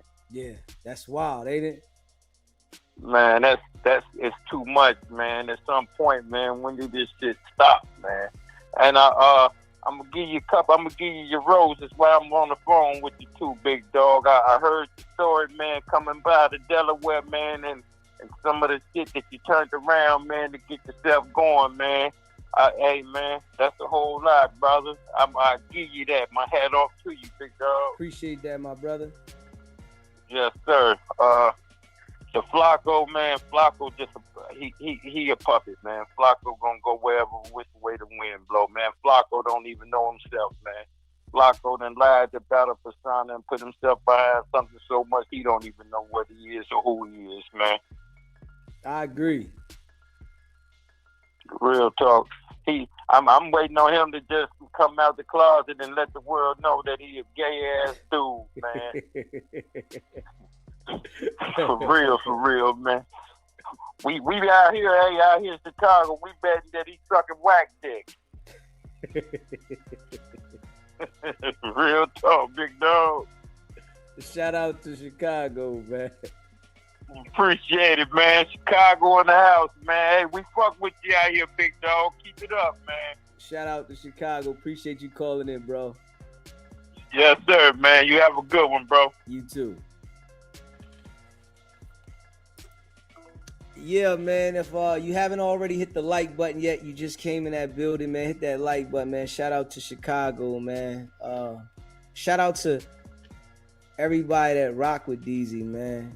And I appreciate all y'all. I know it's people that watch the channel from everywhere, and we grinding non-stop. Shout out to all y'all.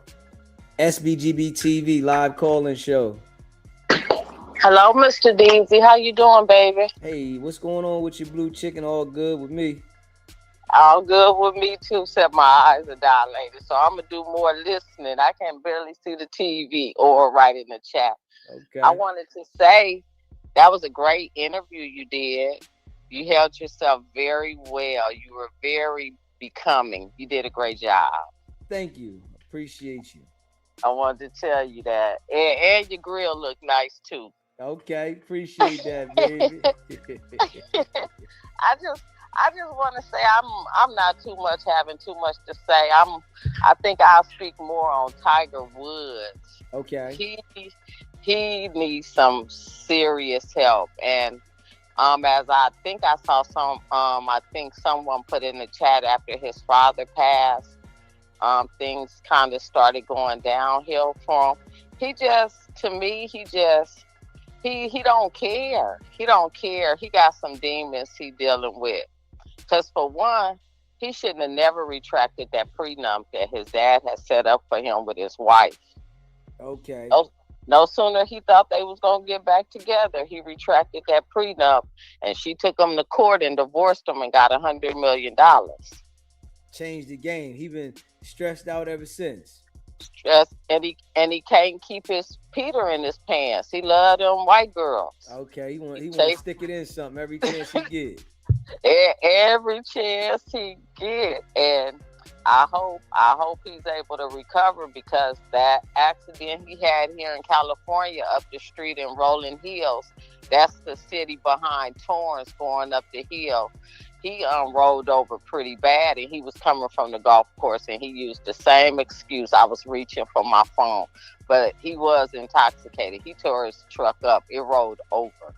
So this one just slid on the side. But you know, God only give you so many chances, and I'm speaking from experience. He gonna turn you over to a reprobate mind. He gonna give you what you want. He may not be able to walk away no more, being if he end up in a wheelchair, or if he's just no longer here on earth. That he reminds me of like children that come up to be stars, because he was a protege for golf. He been playing golf since he's 3 years old. He probably bored and tired, don't know what else to do. Yeah. You know, so he got to come to an understanding, like you said in your poll. At what time do you elevate yourself and move on to something else?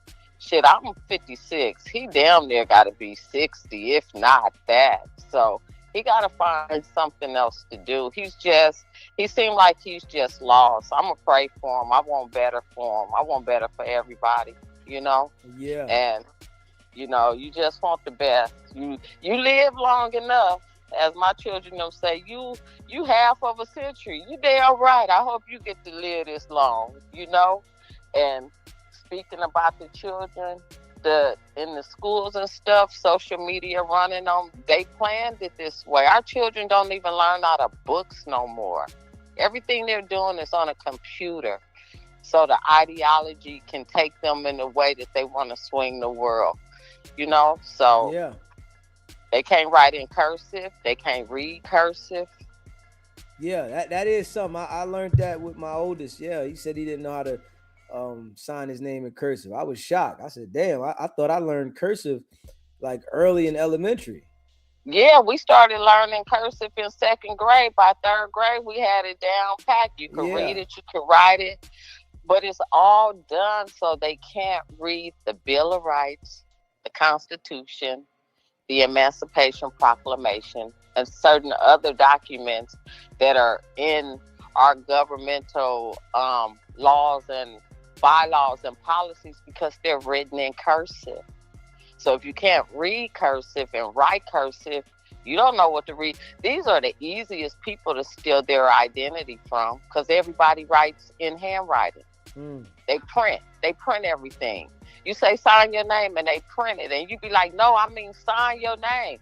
And they be like, this is how I sign my, and you be like, you can't write in cursive, and they be like, no. Another thing, they don't even know how to use a dictionary. They can't open up a dictionary and find a word. They can't use an encyclopedia. They can't use a thesaurus. So us as parents, it's up to us to teach our children these things. And I can tell you, my oldest is 34, down to the 14-year-old. They all can read cursive and write it. They know how to open up a dictionary. They know what those 2 words at the top of the page mean. The first one is the first word at the top. The second one is the last word at the top. And you got to go through there and find them words. We just got to do more as parents. Even though the schools are trying to take over our parenting with our children, we just got to stay on top of it. Make yourself known at the school. Let your children know you're going to show up there. You ain't got to be bad for me to just come up there. I'm just going to come show my face and see what they're teaching you. Yeah. You know what I mean? You know, it's absent away from the child is not good. And our children spend a lot of time in school. You know, that's 8 hours a day. Yeah. You know, and we send them to school to learn and not to be babysat. So with that, I'm going to let somebody else call in. And, I hope the young man and his daddy have fun being cellmates, because that's where they headed. Yeah, okay. I was gonna ask you about that. How you feel about that situation? Well, I'm just really understanding it because I don't follow all this new rap. I'm old school, but that's Well, I'm gonna tell you if you didn't always understand it. Um, the young guy, was signed to a music deal with Gucci Man, and he was in the halfway house on home confinement. So he was had an ankle monitor on, and he wanted to get out of his contract. They said Yo Gotti had a deal for him, I guess, for 10 million, and he wanted to get out of the contract with Gucci Man and go sign with Yo Gotti. So he, contacted Gucci Man for a business meeting to discuss the contract. And when he got there, him and his homies, it was about 9 of them, they pulled out firearms and put it to the 3 guys' heads that was there, Gucci Man and 2 other guys, and forced Gucci Man to sign the contract and robbed the individuals of watches, rings, earrings, and took their bags. And one of the individuals that was there was a off-duty cop. So they gone. They up a creek without a paddle. They in trouble. Was the cop black or white? I'm not sure, but it was a white guy there. It was a white guy. Oh, so they robbing white people too? Yeah. They robbed the white guy, and they grabbed him by the neck, scratched him up, and one of the guys they choked until he almost passed out. Okay, so that's what I've been seeing on the video. I wasn't sure how to follow it. Oh, they asked for it. They might as well just go on. Are they in jail? Are they in custody? Oh yeah, they in the feds right now. Oh, they ain't going nowhere.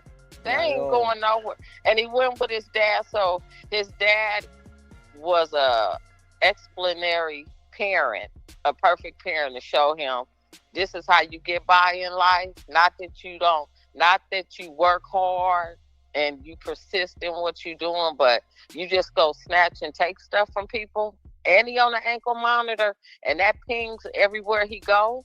Yeah, they got all the information where he went. They said they knew he went to Staples and printed up a contract, and they got video surveillance of them at the studio.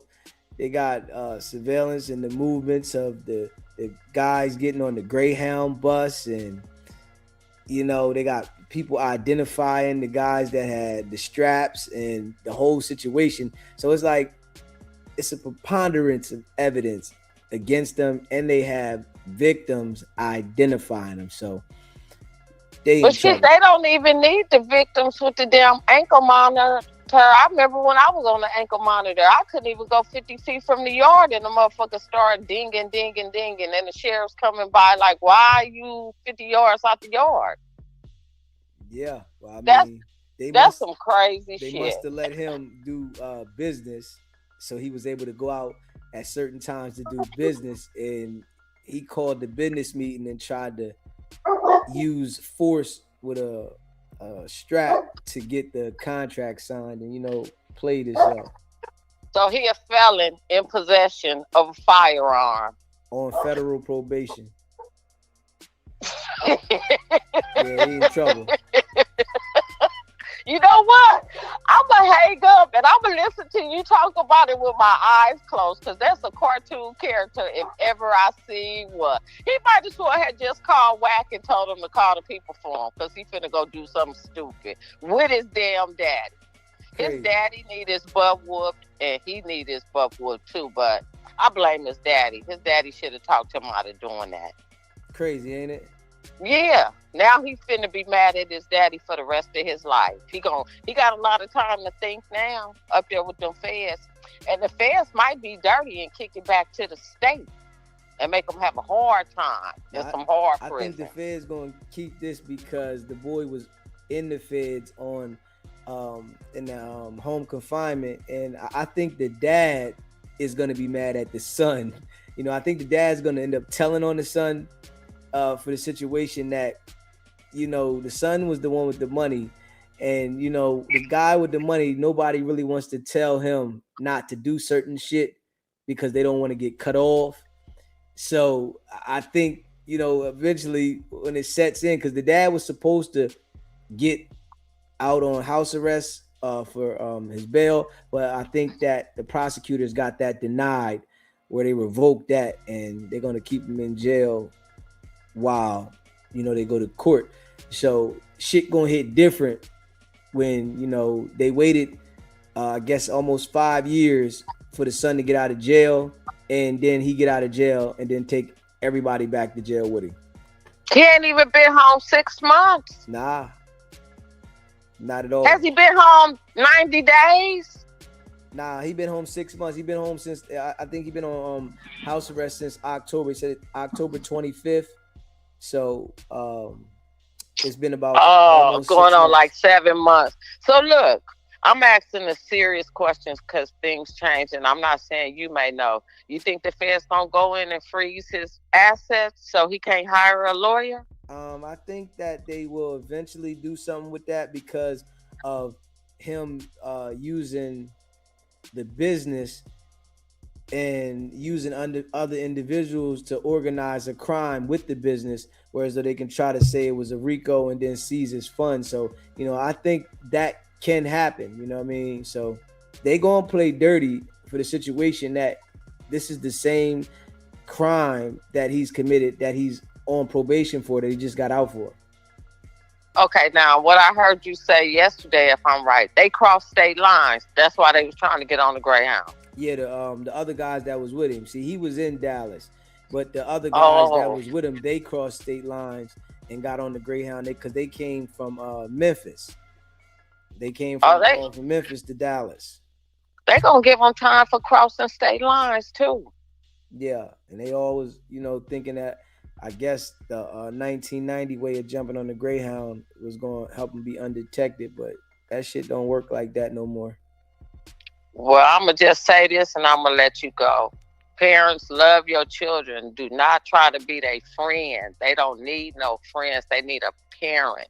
Discipline and correct them and show them to do what you didn't do and give them a hand up to start them off at a playing ground so they can move forward and be better in life. But when we leave them here and we go on to be with a greater God, so they can make it on their own without us. But raise them up how to take care of themselves and not to be a follower, but a leader. And with that, I'm saying, God bless you. Thank you. I appreciate you. And once again, you up there in the moon. You on the moon now, huh? Sitting on that blue couch. We trying to work, baby. Hey, I can't wait to see you in 3 years, baby. I appreciate your support, and I appreciate you calling in. All the time, baby. God bless, and later. Later. Yeah, man. If you haven't smashed the like button yet, man, make sure you hit that like button, hit the subscribe button, and share this live. Shout out to all of y'all that rock with the channel, man. I appreciate y'all. Big facts. You know what I'm saying? Hold up. You know what I wanted to look at? Let me see here. Appreciate y'all.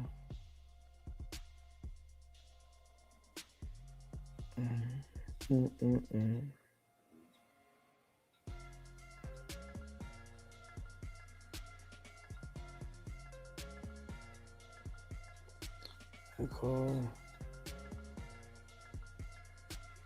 Let's see what happens. Smash that like button, hit that subscribe button. Shout out to y'all. All right, Wack is calling. Wack, we needed the exposure here to really break this down. Hey, check this out, bro. What up? We already got the documents. We know it's you. Oh, no, shit. Definitely. You are the reason why all this shit is fucking going on. You, bro. You fucking influenced Pooh Shiesty and his dumbass daddy to do this fucking play. Nah, no, Wack. I'm blaming you. You know I'm blaming you? You know I'm blaming you? Fuck that. Wack. You a plant, No, Wack. Ever since you doubted his street cred, Shiesty had to one up the score. Listen, I'm going to give you an exclusive. Cause I know you probably lied. This is why, right? You can't crash out with Wack or Act. You can't allow Wack or academics to make you crash out. And that's to all the gang members, the rappers, because they gonna joke about it. They don't care. Both of them individuals are gonna joke about the crash. Yeah, they manipulating shit. You know, they doing their own thing. They ain't doing no street shit. You know, Wack is working with them people. We know that. He gonna line your ass up. You know what I mean? Straight up. Give you a sharp line and taper. You know what I mean? But you can't crash out when it comes to Wack or academics. Straight up. The hunter side told me you was live. They said Wack, Act is live. Yeah. My man CL said, go in and troll that nigga, Wack. But I ain't gonna troll you, Act. I'm gonna give you an exclusive. Do you know the one thing outside of their names that Pooh Shiesty and his father has in common? They fuck mad bitches. I'm gonna give you one more shot. They both like a Draco. They are both rats. Stop it, Wack. Cut it out, Wack. Cut it out. Not again. Stop it. No. Stop it, Wack. Stop it. Stop it. Wack. Wack. I don't like when you do this. I'm gonna tell you why. Because now that you know he locked up, you called him a rat. Yo, you know how Shiesty in that move. You know what our agreement was, Act? What? If you tell me I'm lying to you, but you have the right to, as my brother. You don't got no paperwork, Wack. Stop it. That's what you think, Act? Wack. Okay, you know what you got to do when I send it to you, right? Here it comes. His daddy been a rat since 2009. Stop it, Wack. Stop it, Wack. Yo, what? Okay. Hear what I just said. Yo, where does Wack go? Listen, that's daddy a full been a rat. file. I'm gonna send you. Yo, Wack, stop it, No, bro. I'm about to send you where he ratted. Listen, the nigga been a rat since 09. I'm sending you all the work. Pooh Shiesty was 8 or 9 years old, so this is his pop, live and direct. Now, listen, you know the exposures we. Hey, yo, when Wack, you see how happy he get when he feel like he got some information on some real ratting. You see how excited he get though?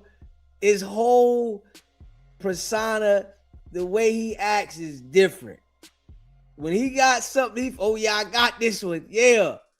It's like it drives him, you know, because he know he's working, right? So when he's able to say that about somebody else, it just drives him to a whole nother level.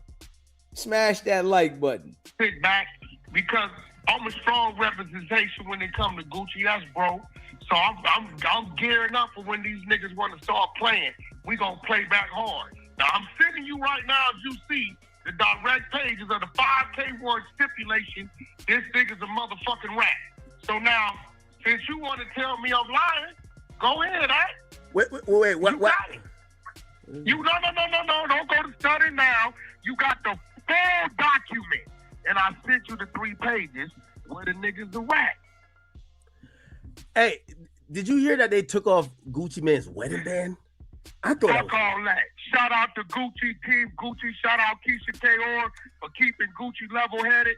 Listen, Act, if you go rob a nigga that got off-duty police as his security and civilians with him, that's on your dumb, stupid ass. Stupid. Dummy. And then what they did is they made a video and said, yeah, if you say something, we're going to release the video. He ain't got to say nothing. An off-duty cop obligation. Wack, what is this? All right, I got it up on the screen. Memorandum of Plea Agreement. This is from April 15, 2009. This is the father, Lontrell Williams. He's a defendant. So the defendant, Lontrell Williams, through his attorney, knowingly and voluntarily agrees with the United States through the undersigned attorney to plead guilty to 1 count of the numbered indictment charged him with violating Ooh, a lot of charges. Pursuant to this and third, he will join the government and the defendant will jointly recommend the defendant receive a 3-level reduction. Oh wow, a 3-level reduction for acceptance of responsibility under the United Sentencing Guidelines. The defendant understands that if the court does not accept these recommendations, the defendant nevertheless has no rights to withdraw the plea. Neither the government or no law enforcement agency. The defendant understands that the accurate sentencing guidelines must be taken into account before before the court is not bound to sentencing guideline and can impose any sentence in the statutory limits. Based on the defendant's ongoing and anticipated future assistance to the government, it is contemplated that the government may recommend that the court do a departure in their sentencing pursuant to U.S. Sentencing Guideline 5K1. Nigga, we are the motherfucking exposers, nigga. We sit on shit. Don't fuck with us, Team Gucci, nigga. Pooh Shiesty proper, cause he's a mice, cause he come from his daddy, that's a rat. Don't fuck with us, nigga. Listen to how much energy Wack has for that conversation. Like, the energy is crazy. Like, that shit right there, oh, he's like excited on a whole nother level, man. Hey, Wack, you gotta relax, bro. Like, you really gotta relax, Wack. That's what it is. We ain't lost nothing. That nigga been a motherfucking rat. And he made his son a mice. There it go. Damn. Now, don't never question me, I'm a motherfucking exposer, my nigga. Don't fuck with us. Team Gucci round this bitch. Y'all go tend to what's on paperwork and stop making up assumptions about what they think a nigga did and talk about what a nigga really did. Homicide of clubhouse shit. Substantial assistance is understood by both parties to require good faith during all phases of cooperation, including the defendant's provision of complete and truthful information which assists the investigation or prosecution of other individuals and complete truthful testimony as subsequent proceedings when needed. Now, Wack, I'll be honest with you, out of any paperwork you've ever sent, this is the most black and white. This is clear. This is clear. You can tell, you know, that Wack felt like he really had something that was accurate because of the energy. When he's presenting other paperwork about people, it's like, yeah, he's a rat. Look at it. It's not the same energy. This shit here, it was like so much extra confidence and happiness to say this and to show. But we still ain't seen the paperwork on T Grizzly though, Wack. Nobody's seen that. He didn't have that energy with the T Grizzly paperwork. You didn't have this energy with Aiden Ross. But this situation here, it got him feeling like he really got a touchdown. Defendant acknowledges that the government, if this is real, it's clear. If it's real, and I'm looking up on Pacer. Yeah, I'm looking up on Pacer. If it comes back on Pacer, yeah, this is, you know, it's cooperation. The defendant acknowledges the government's determination of whether the defendant has cooperated fully and provided substantial assistance, and the government's assessment of the value, truthfulness, and completeness of the defendant's assistance is solely within the judgment and discretion of the government and shall be binding upon the defendant. If a motion for a downward departure as described in the preceding paragraph is filed and granted, his sentence is reduced. The defendant knowingly and intelligently and voluntarily waives any right to appeal after that. So should it be judged by the government that the defendant has committed or attempted to commit any additional crimes or has engaged in any conduct constituting obstructing or impeding justice within the means of the U.S. sentencing guidelines, or has failed to make any court appearances from the date they're signed in this plea agreement to the date of the sentencing, or if the defendant... I ain't never sent you nothing that wasn't complete and thorough. You big wobblehead. Stop lying, Wack. all you do is put out fake paperwork and fake documents. So I don't think anybody would be in agreement that you've never sent anything that wasn't solid.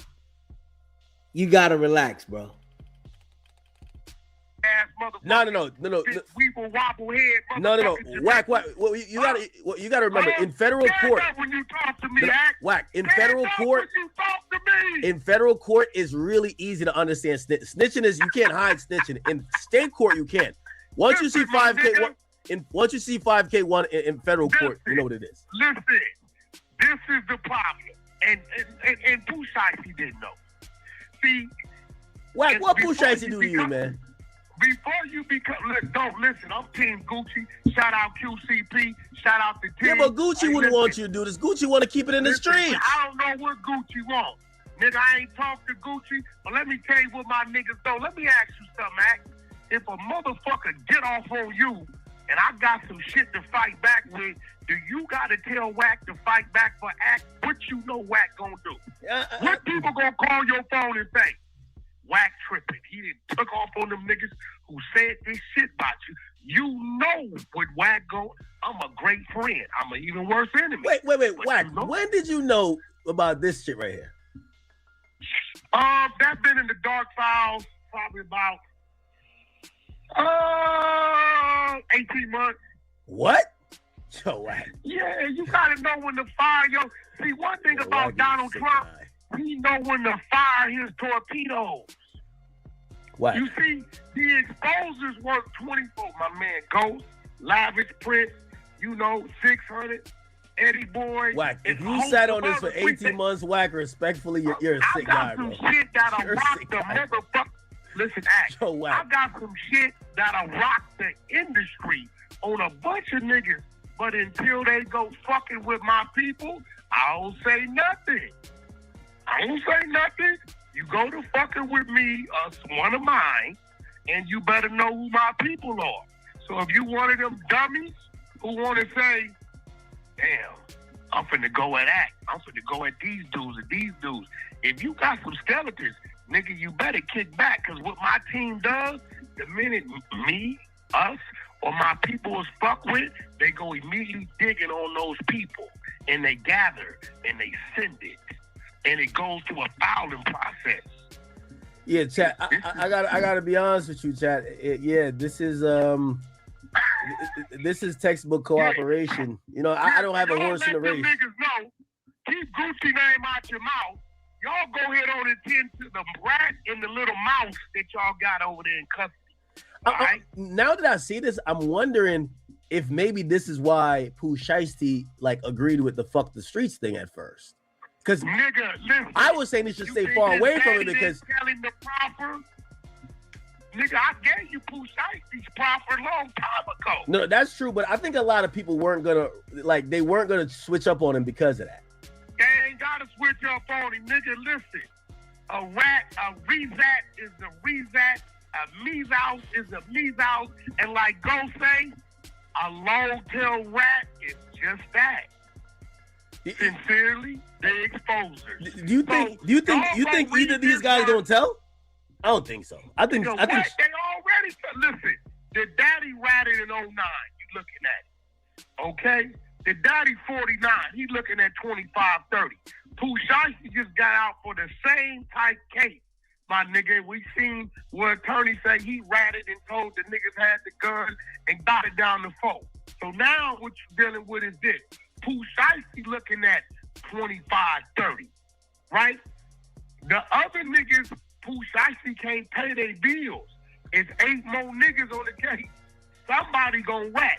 You got a police officer as an eyewitness that's a victim. Now, Gucci Mane that's the worst reached part all the about it. benefits. That's the Gucci worst part. Mane reached all the benefits, Act. You know why? Because the police officer gave a statement and the other civilians in there that got choked out gave a statement. It shows that he signed that contract under duress. So all his shit comes back. Whatever they thought they was going to do, Yeah, that's women did, is now the boys is signed under duress. See, now we talking our talk, not the street nigga talk. So Gucci ain't got to say or do nothing. I'm gonna be honest with you. Like, this must have been a spur of the moment thing. There's no way they thought this was gonna work, because there's something called you signed under duress. So it's like they thought that they had the video. Gucci, if you say something, we gonna let the video go of what happened in this room. Gucci ain't said nothing. Shout out to Keisha Kior. She kept bro calm. She didn't call him and gave him reasons how not to go out and massacre shit like we know he do. I know I got an R&B in my life. I didn't flip out a time or two and she didn't catch me right. It's real shit. The person on the screen right here is Pooh Shiesty's father. His name is Lontrell, and his street name is Mob Boss Williams Sr. So it's Lontrell Williams Sr. They call him Mob Boss. How ironic. Wack gave us some paperwork that showed that supposedly he cooperated back in No. Fuck you, Wack. You said Wack don't start this supposedly, or do you got to work? Okay, I pulled it up. All right, yeah. Okay. All right. Oh man. Shout out to you, Act. Shout out to you. Since we've been on the phone, I got a text from my legal. Looks like me and Aiden agreed to. It looked like his legal has sent confirmation. So I gotta salute you, brother, for helping with that. Okay, you good. did what a brother was supposed to do on both sides of it, bro. So I appreciate you. No, of course. I like all the people I'm friends with to stay friends and money to flow between all of us with good times. So I'm glad it's getting resolved. Holy shit, this is. He ain't had that energy for Aiden Ross. You see, as soon as he said Aiden Ross, Dave, everything got calm. It wasn't no more hype. It's like certain individuals, he's not having that energy for. Crazy. So listen, I pulled up as I always will. Hunter side is watching you. They say he lied.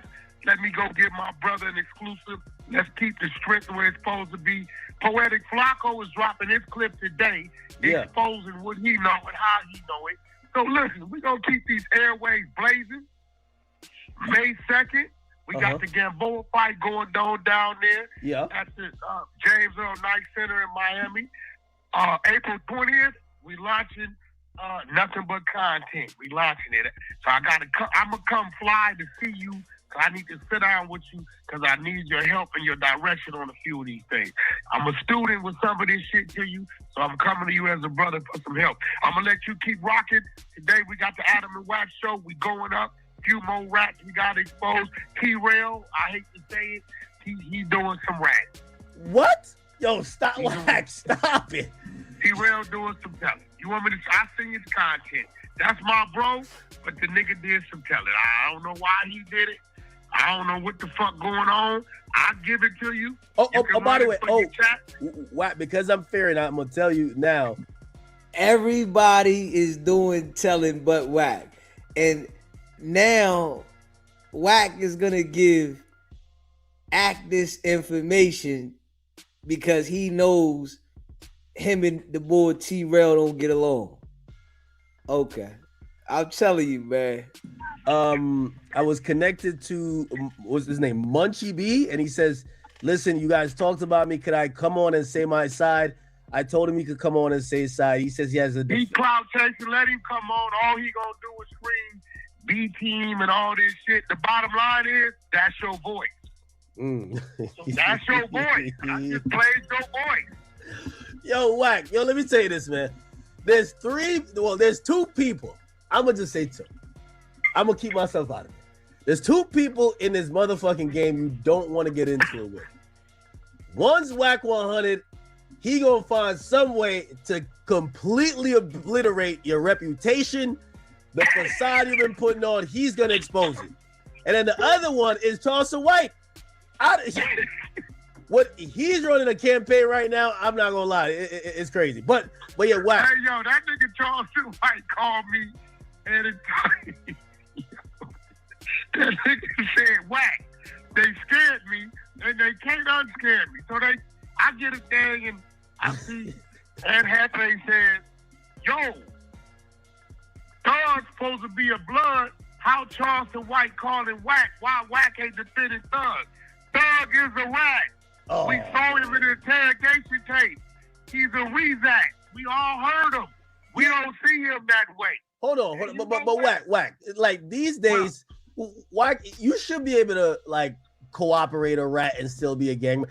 It's like everybody's telling. It's everybody's telling. Listen. We need more commercials of the streets being cleansed because the fake street niggas is cleansing the streets. Ain't none of that shit no more. Nigga, ain't none of that no more. Man, the game's changed. The game has changed, man. You know, they ratting everywhere. This is what's going on. It's a lot of telling going on. And we see that the people that is ratting, they getting highlighted. They not going to ever stop it. You know, Wack is out here excited to talk about everybody else that he says is ratting. But we know he's one of the biggest. Yeah. Straight up. Smash that like button, hit that subscribe button. The niggas still hurt you, but at the end of the day, bro, the civilians is up. Flakko runs the streets. Flakko runs the streets, bro. Yeah, I heard Flakko got him going crazy on the West Coast. Flakko got niggas losing their mind. Watch when he dropped that shit today. And listen, you know what? Let me get Charleston White on Munchie B. Let me send Charleston this Munchie B content. Hey, I'll holler at you later, all right? We need you on the 100 side sometime next week. Let me know what day you want to pull up. Oh, yeah, of course. Yeah, I owe you guys a visit anyway. All right, love. All right. Yo, Wack just came through and dropped a bunch of paperwork. So this is big. Well, they don't do. Smash that like button, man, and hit that subscribe button. Shout out to all y'all that be rocking with the channel, man. You know I appreciate y'all. Yeah, so we just see again how happy Wack is to talk about paperwork. Yeah.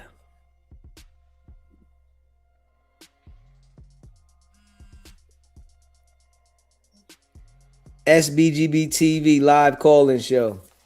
Deezy, baby, it's Nehemiah. Hey, what's going on, Nehemiah? Hey. Cut the grass. What's going on with you? Cut the grass.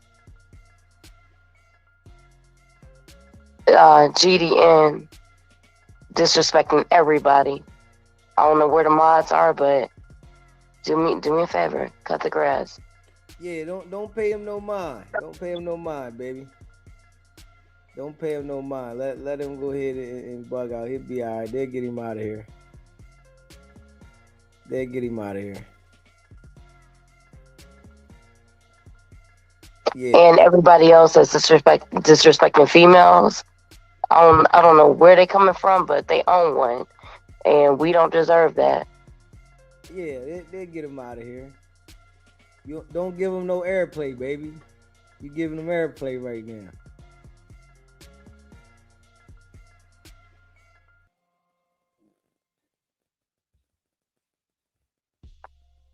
You hear me? Don't give him no airplay, baby. It'll be all right. We get him out of here. Don't worry about it. Don't give him no airplay, baby.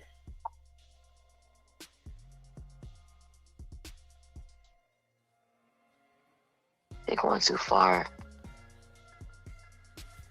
All right, that's all it is. You know what I mean? We in the building, though. We gonna work it out, baby.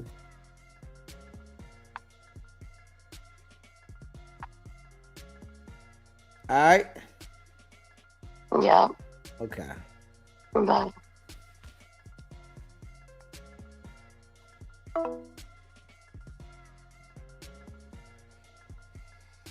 Looking crazy. Looking crazy. Yeah, smash that like button, man. Hit that subscribe button. Yeah, shout out to all y'all that be rocking with the channel. You know, I appreciate y'all.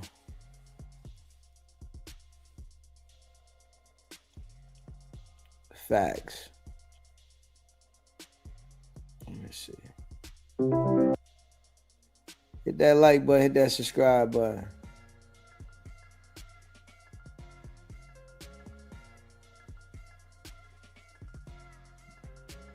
Let's see what Finesse 2-Time had to say about the situation with Pooh Shiesty and Gucci Man. So one day, the hookie came to me. Now mind you, I wasn't getting no whole lot of dope. I was getting probably about an ounce or two. But in jail, that's a lot of money. You can make $1,500, $2,000 off 1 ounce of weed in prison. In the feds, you make $3,000, $4,000 until you break it down the right way. If you don't smoke, see, I'm a junkie. So I know I ain't looking to make number about $1,500. I'm a junkie. I know what's gonna happen. I'm smoked out. So one day they come to me. He already fast talking to motherfucker. Now listen, I ain't been in the feds number probably about 6-7 months at the time. He a fast talking motherfucker. So one day he sit down. He say, man, Finesse, man, yeah, man, I know you a player, man. I seen you was out there pimping, man, and smashing, man. Yeah, man, I seen you in New Orleans, man. Yeah, man, with you, man. Yeah, you might let, man, yeah, man, look. I'm telling you what you need to do now. You need to with that motherfucker. That age now, that Deezy. I'm like, hey, Deezy. You know, I've been locked up now, so I don't know. Then he been in Vegas. He got locked up in Vegas. Now listen to me now. I'm putting you down now. He got locked up in Vegas. He looking at the ACCA. The shit that BG went to jail for. Like I just explained to you. He looking at the ACCA. His minimum is 15. But listen, I'm young. I don't know this at the time. I don't know. I'm just here. I know not to talk about my case. I'm just here. I don't know. You hear me?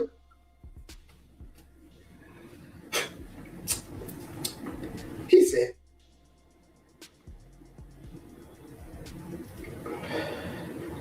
man, my boy, you need to with that Deezy. I'm talking about that baby. I'm about to bankroll. I'm like, wait. Listen, y'all might think I'm bullshit. He was walking around the unit. I'm telling you, Finesse, you gotta go. See my bankroll, in my bando. Y'all think I'm bullshit. But jail is so funny.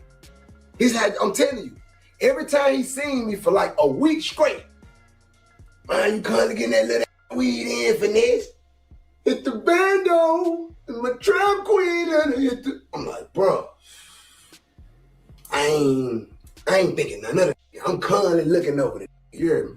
He constantly trying to get me to with the video walk. I'm straight. I'm not with it, bro. Like, I'm just trying to smoke weed. I'm stressing like a mother. I'm facing 10 years in the feds, 20 years in the state. I'm stressing like a mother. I just want to smoke weed, look at porn star pictures, jack off all day. That's all I want to do. I ain't got nobody to call. Don't nobody love me on the phone. Don't nobody love me on the phone. So what the am I going to the phone for? Every time I go to the phone, I hear lies. Every time I go to the phone, somebody lying to me. I don't want to read no letters.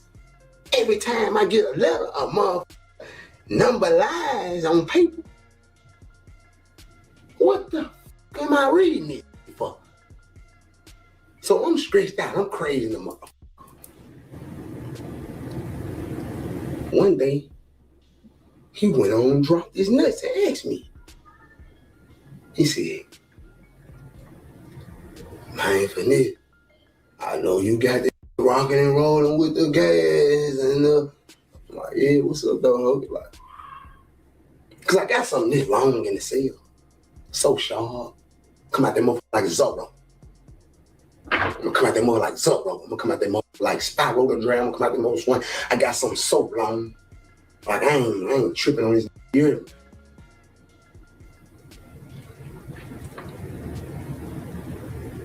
Man, go on, let me put an ounce of Deezy in there one time. I got you 3,000-4,000. I'm like, man, no, Hogan, I ain't with that. Boy, no, boy, you coming trying me, boy. Like, I'm not with that, Hogan. Like, no, my boy.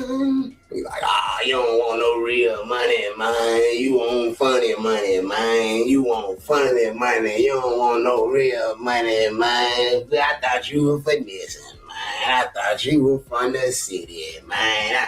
He popping big, this, then the third, this, then the... I'm like, listen, bro. I'm cool, bro. I'm gonna smoke my little weed, bro. I'm cool.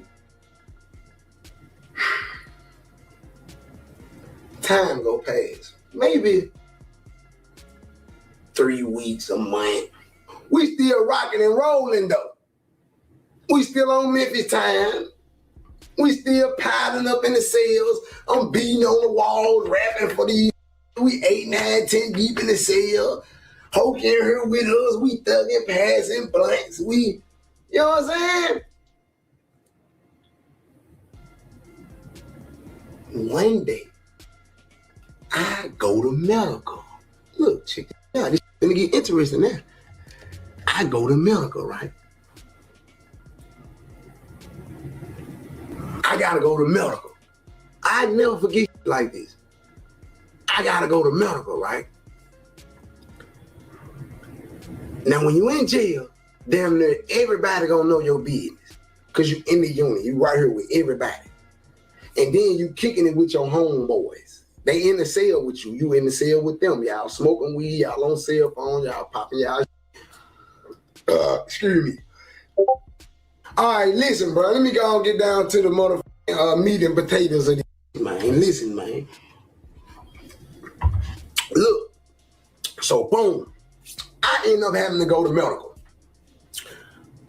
Everybody know, if it's 8, 9 homeboys around you, they gonna know when you finna go to medical, you finna go make a big move, right? But I'm so motherfucking, I'm so motherfucking swift. I said, today, I'm gonna do a motherfucking 42 fake out. Listen, I've been finesse all my life. That's why I said it's hard to run circles around me. Man, the story ain't going nowhere, cuz I'm finna put y'all on, cuz how these feeds work. And then I'm gonna let y'all know how I overall feel about the Gucci and Shiesty, cuz.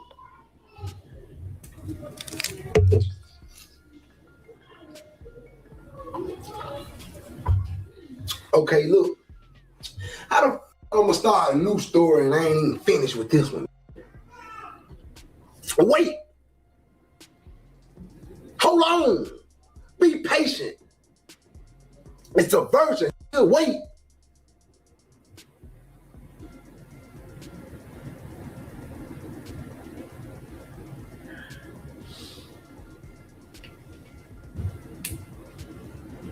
Listen. She don't claim. I'm on my job. All right, so y'all should be cool. Y'all shouldn't interfere with each other. Listen. I gotta go to medical. Everybody know when you gotta go to medical, I'm finna make a big play. You in the cell, ain't no privacy. It's just y'all. Boom. I said that. But this day, for some reason, some told me to do a 42 fake out.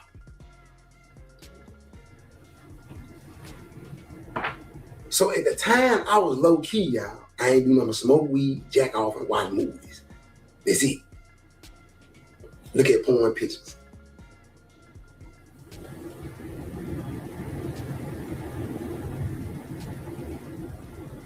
My partner, he in the high dorm. I gotta walk past the high dorm to go to medical. I'm in high low. I ain't in high no more. I'm in high low now. He's still in the high unit.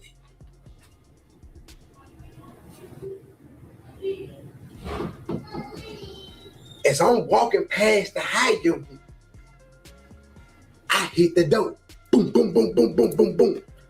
Do my 42 fake out. I'm flogging. I'm doing my flogging. I'm flogging real good. Boom, he comes to the door. Boom, boom, boom, boom, boom. I said, man, get my boy Turtle.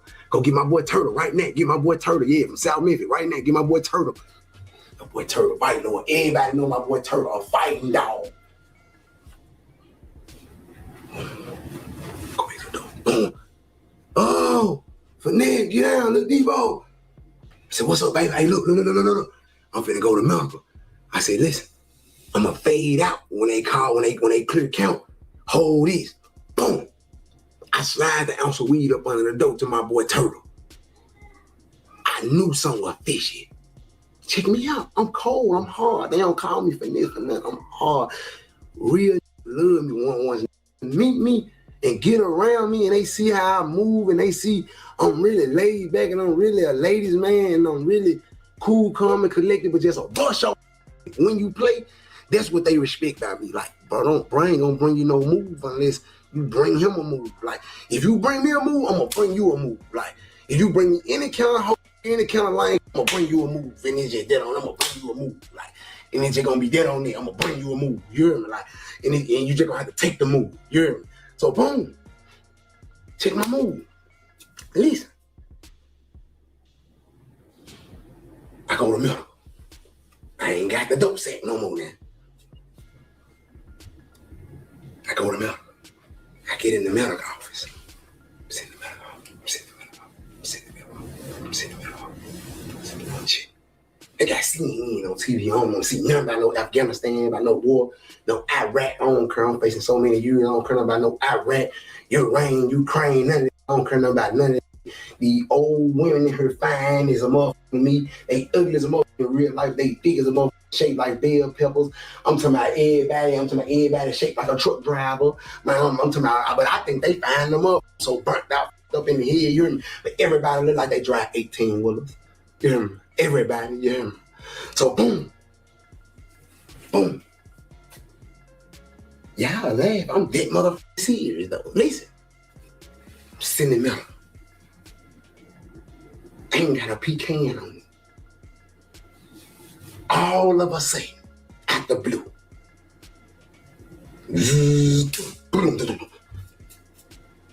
They done brought me a move.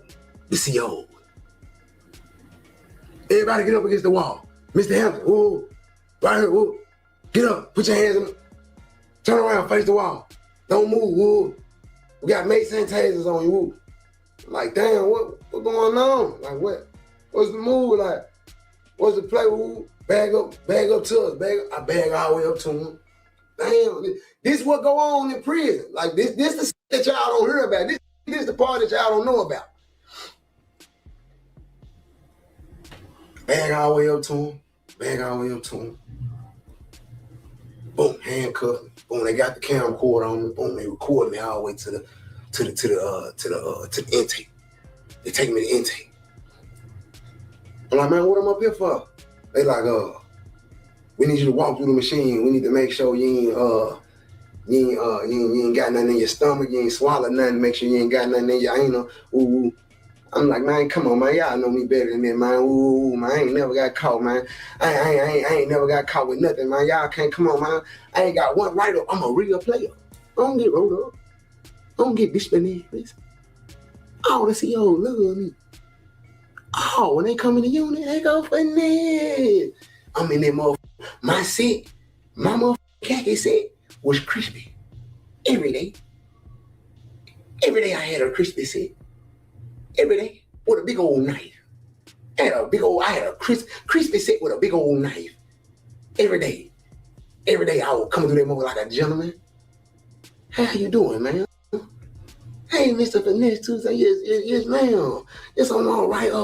You mind if I get some a new khaki set? Yeah, when I go down to the chow hall and I go get the styrofoam cups, I'm gonna make sure I get you some khaki. What size you want? Oh, you know, since I've been in here, I've been eating them noodles and them summer sausages.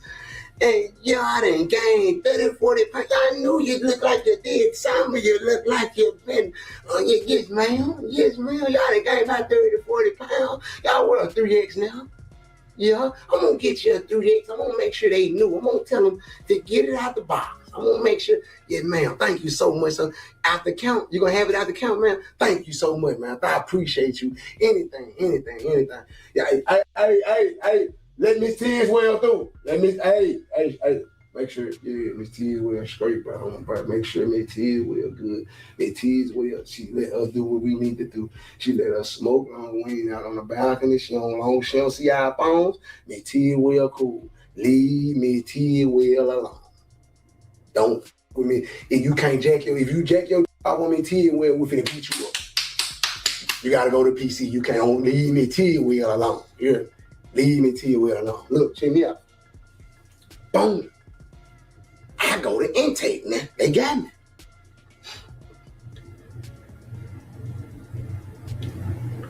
They say, yeah, man, word on the compound, man. You this, that, and the third. You this, that, and the third. I'm like, no, man, I don't know what you're talking about. So if I piss you right now, you ain't gonna come back positive for marijuana. I said, man, I might, man, but you know, you do what you gotta do, man. You know, man, I'm facing so much motherfucking time, man. I ain't no telling. I don't know nobody love me or nothing, man. So what the, you know what I'm saying? Do what you gotta do, man. You know what I'm saying? That's what I tell the captain boy. All right, Mr. Ham, we're gonna get you through the machine, man. And if you clean, man, we're gonna let you go back to the unit. I'm like, oh. All right, bet. Clean as a whistle. Clean as a clap doctor. I'm 250. I don't play.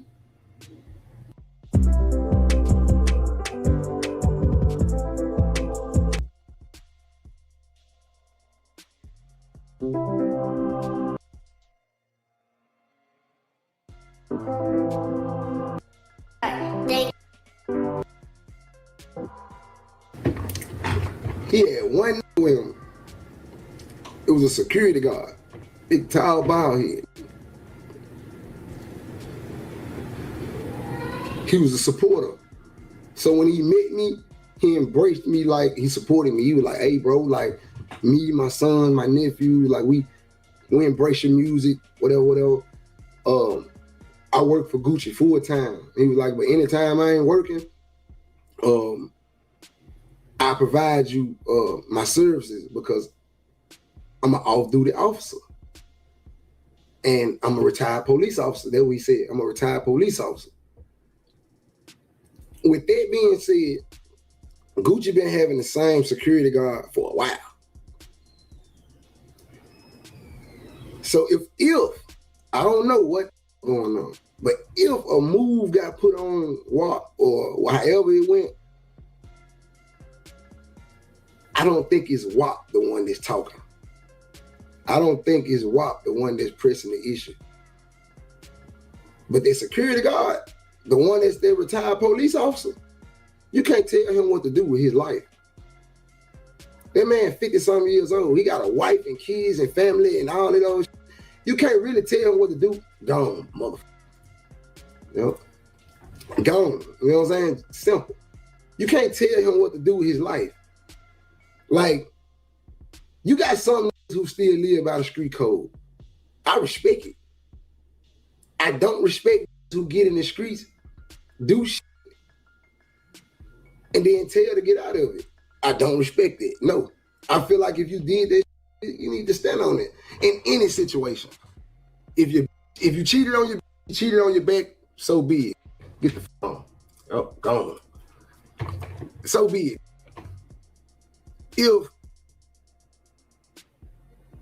If you shot at a motherfucker and a motherfucker come clapping back at your motherfucker, don't get on Facebook shedding no motherfucking tears and I'm gone, you gone. Don't get on Facebook shedding tears. Don't get on Instagram crying. Accept what you giving, bro. Gone. Accept what you giving, dog. So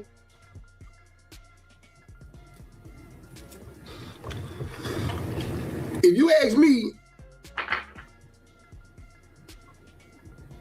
the security guard boy ain't bullshit about his life. He just ain't bullshit. And then for real, it really be a bigger picture. It really be a bigger picture. It be money. Shiesty up. Shiesty just came home, Shine took off. I'm talking about, y'all probably up a dub. He probably up a 15 clip, like 15 He probably up some big, like, I can get it, young, some big, like, on no hating. Like, he came home, took care of his business, whatever his contract was, like, it was what it was, but the way he came home, the way he came out, like, he up some big, and he was on his way and can still be on his way. But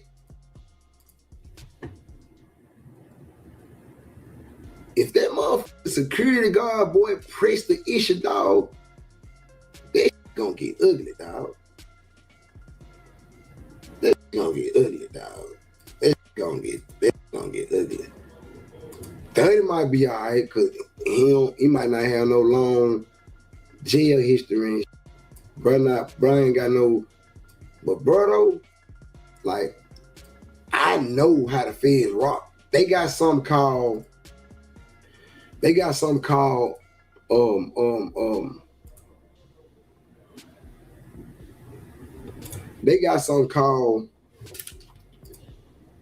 relevant conduct in the feds. It's called relevant conduct. Relevant conduct is basically they can prove you guilty by being able to prove that this is your conduct, this is what you do, this is your attitude, this is what you push, this is what you go to jail for, this is what you live by. You literally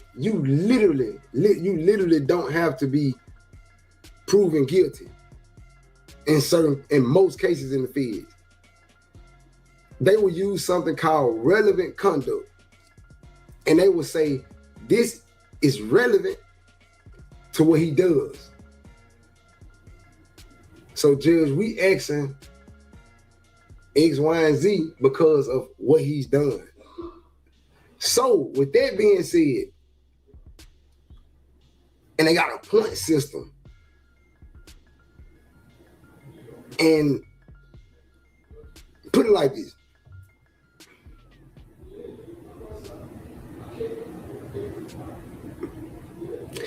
If I was to put it like this, when BG went to the feds, BG had a ACCA. It's something called Armed Career Criminal Act. It's in the feds, it's federal. That's how BG ended up doing so much time for the fight. Because a ACCA is a minimum 15 years. It starts at 15 years. That's what I mean. In the feds, that's where it started. It start at 15 years. That's not counting the enhancements. That's not counting if it was fired. That's not counting if you threatened the victim. That's not counting if it had an extendo on it. That's not counting if it had a switch on it. That's not counting if anything, the gun was you, if the serial number was scratched off of it. That's not counting if you had some weed with you with the gun. That's not counting if you carried the gun from one state to another one. That's not counting all that. So it's starting at 15 years. So now, this is the ACCA. So now, this is how the feds you over. That ain't even not counting your background, your history. They count you for your history that you done been to jail for. They give you time for that you done already been to jail for when you go to the feds. You see what I'm saying? That's the difference. Like, that's what make the feds so wicked. That's why when you beat the feds, you kind of get looked at sideways. Niggas kind of look at you sideways, like, because when they come for you, they know they shit. So when you been wiggled out of it, you been snitched. And you been snitched so good that they'll been to cover it up for you. And they'll make it look, listen, I'm telling y'all, this is the government. I promise to God. I'm telling y'all the real, honest God truth. They will cover it up for you. They will help you. If you assist the government, they will help you, dog. But being a street and being in the streets and being experienced in 5 years, 5 calendar years in federal penitentiary, I seen it. I seen come to jail, and I'm gonna get back to the Pooh Shiesty and Gucci. I seen come to jail, and they say, man, bro, right there, in here doing weekend time, or he in here doing 6 months because he ain't turn over the dope when he bought it from the. He ran off with the dope. The feds told him to go buy the dope. He agreed to everything, and then he ran off with the dope. Or he ran off with the buy money. So they just punishing him for 6 months, 9 months, a year. They gonna let him back out on the street so he can keep working.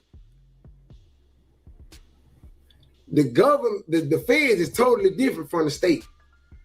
When y'all see these go to the county, when y'all see these go to the state, they got the habitual and all that old shit. Yeah, that shit bad. That shit serious. That shit get you 30, 40 years too. But the feds, they play a different game.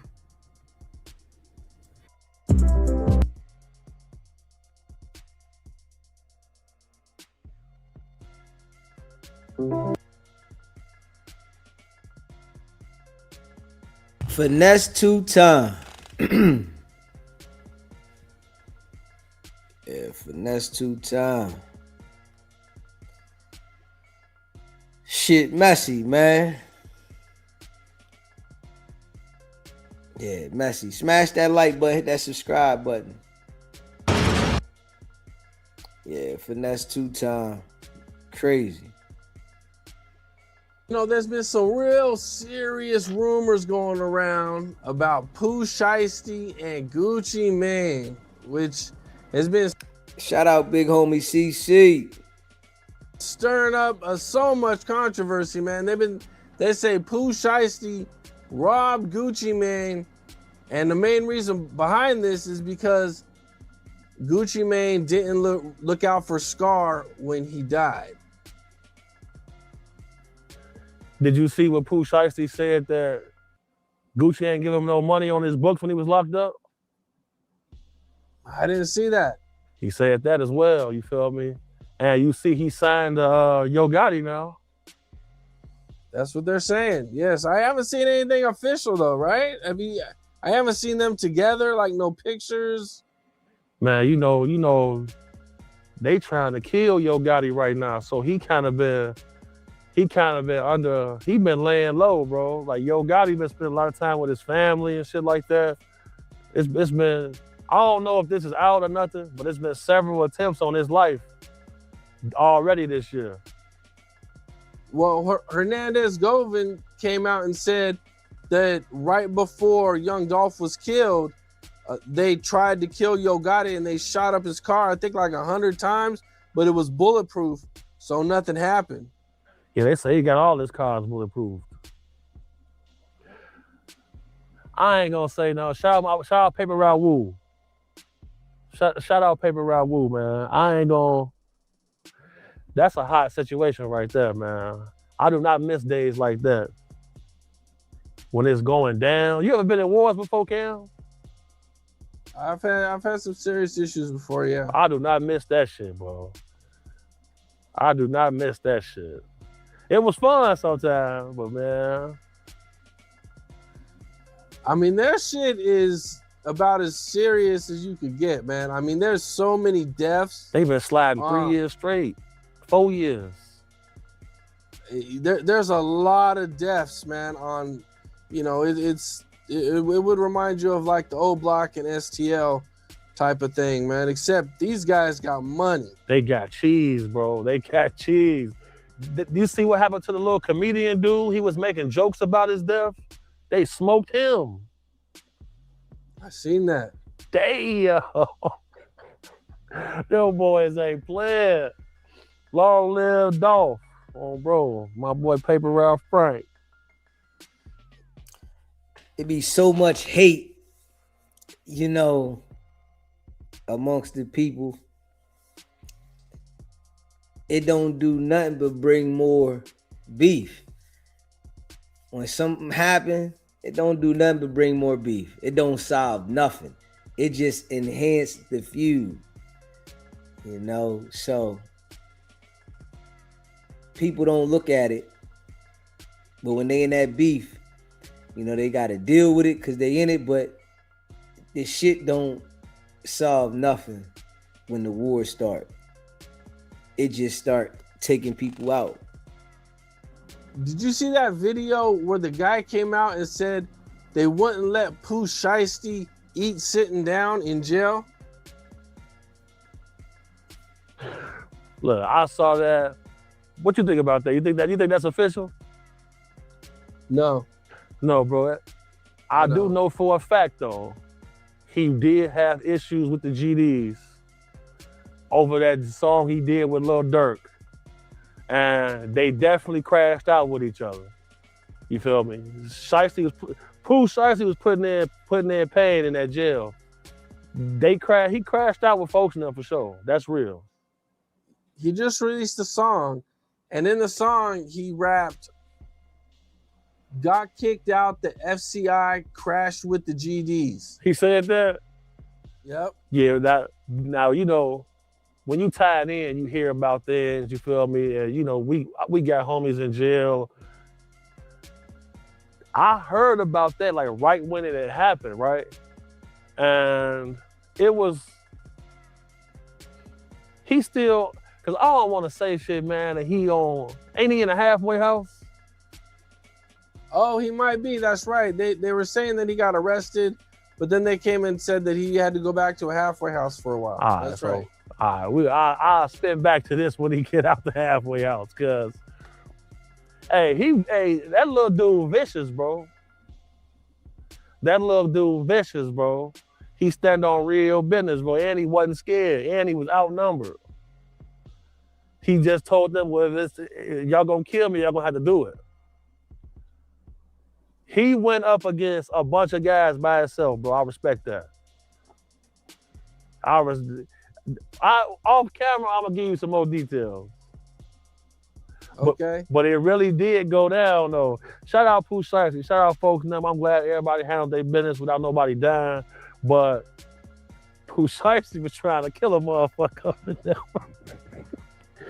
Pooh Shiesty was trying to catch him a hat up in there, man. That shit. He about what he say he about, bro. And being like that got him back in the situation in there now.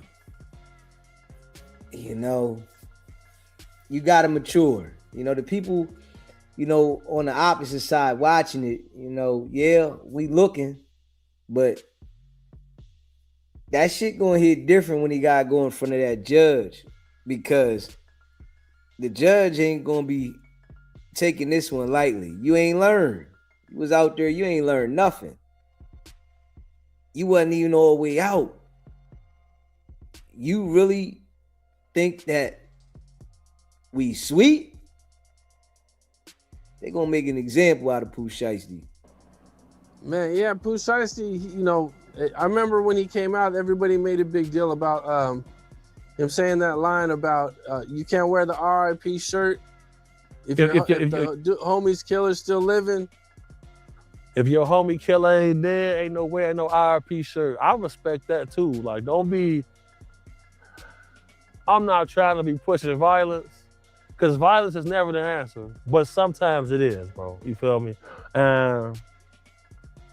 Yeah, don't be out here merching on me and you ain't stepped for me or nothing like that. I wouldn't like that. That'll piss me off on bro. Bro, Pooh Shiesty, that little dude, bro, I'm impressed, because it is some videos and shit. I don't know if it ever see the light of day, but that little dude vicious, man. He vicious, man. Put a smile on my face. I say, damn, that's Shiesty. Shout out Big 30. I was supposed to do some shit with Big 30, but I feel like, because he cool with Durk and them, and I'm on the other side, Cause he knew exactly who I was. You feel me? He's like, yeah, he shot through the door. He stepped. I'm like, damn. But I don't think Big 30 wanted to cause no confusion at that time. Cause shit, Dirk and them was out on the street at that time too. Shout out Big 30. Shout out Shiesty. Hey, Pooh Shiesty get dangerous, bro. By himself, bro. That little dude, I said, damn. I'm gonna see what I can do. But that shit, I'll talk to you about it. Well, Adam 22 had his big fight with Jason Love in the boxing ring. And I think everybody expected Jason Love to win. For sure. But they surely didn't expect Adam to not even throw a punch. Bro, Aiden Ross say they suing Adam now. He said he feel like people think he's sweet, and the people that brand risk, they suing Adam now if he ain't throw a punch. That's really going on. That dude, you gotta be a special type of weirdo to be cosplaying with this dude who had sex with your wife like that. Like, you got your wife out here having sex with people for money so you can profit from it. And then he don't even have no real problem with Jason Love. And he gotta live with this shit every day. He gets so annoyed when people throw this in his face. He gotta live with that shit every day. I just don't think selling your soul was worth it, but the guy Adam, he sell his soul. Everything with him is for sale. I don't like people like that. I mean, Adam make a lot of money, man, you know, and he definitely does things that a lot of people themselves would not do, like let another man sleep with their wife. And, you know, he does get accused of stirring up a lot of trouble, especially in the LA area. Now look. Do you think King Peel should have just swung on him and knocked him out that day? No, he would have got shot. No. He would have got shot. I don't think he should have. He would have got shot. But I do think that Adam could have paid him his money, and Adam was definitely playing with his money, bro. He For do sure, shit like bro. that, bro. Everything that the guy does is choreographed. You feel me? And you know, hustle hard, get your money. You feel me? I just think people need to understand that when you're going over there, it's WWE, man. You feel me? Because they not gonna hold Adam accountable for the California politics. You see what I'm saying? They not gonna hold him accountable for that type of shit. So you gotta be careful dealing with him. Because I guess 607 Unk going back to no jumper, which I don't understand why. You feel me? But I guess he is going back over there, and I'm looking like he want me to come. Boy, I'm not pulling up for that shit, boy. Cause with me, so bro, I move around with real serious people, bro. Like, and they don't understand content. They not trying to play. So I'm staying far away from that nonsense, bro. Not throwing a punch is crazy. Stupid man with the stupid plan. He says he wants a rematch. I'm about to fight Corey Holcomb. Nah, for real? You see that video of him knocking that girl out? You know what? I didn't see the video, but I just read about it today. I didn't know anything happened or what happened, but Corey Holcomb? I read a headline about it. Corey Holcomb, you bogus as hell. That shit ain't right. It's not a good look at all. Bro, so many people tagged me in this, and I see it. I'm looking like, damn, that's how you coming on, bro. I gotta have that one. I need that bump right there for sure. So they try to set it up with me and him on brand risk, man. That shit. What's up? This is Cam. Corey Holcomb and big homie CC in the ring. Y'all think that'll happen? Smash that like button, hit that subscribe button, man. Shout out to all y'all. Y'all think that'll happen? Corey Hogan, and Big Homie CC.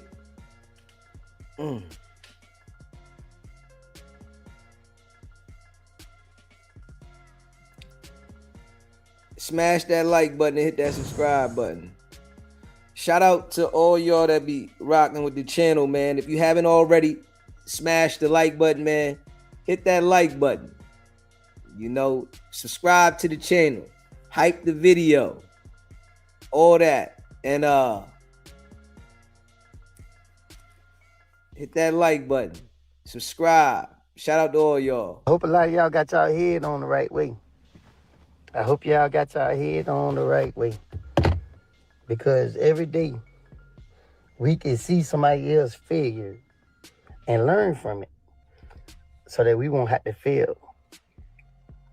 Nowadays, it's like we see this fail, so we think we can succeed.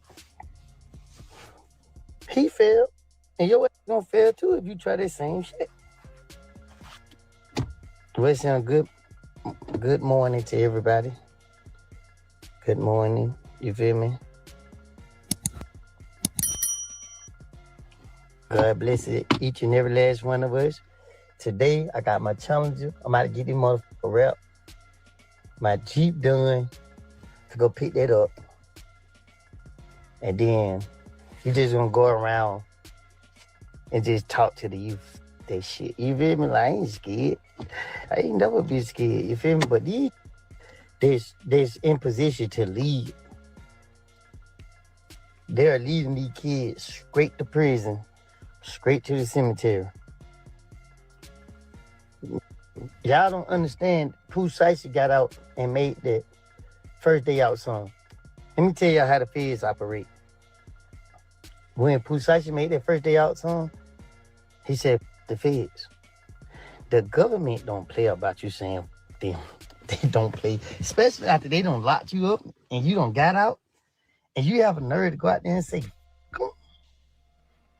See, you got to understand when I said it. When you can't say that. These people,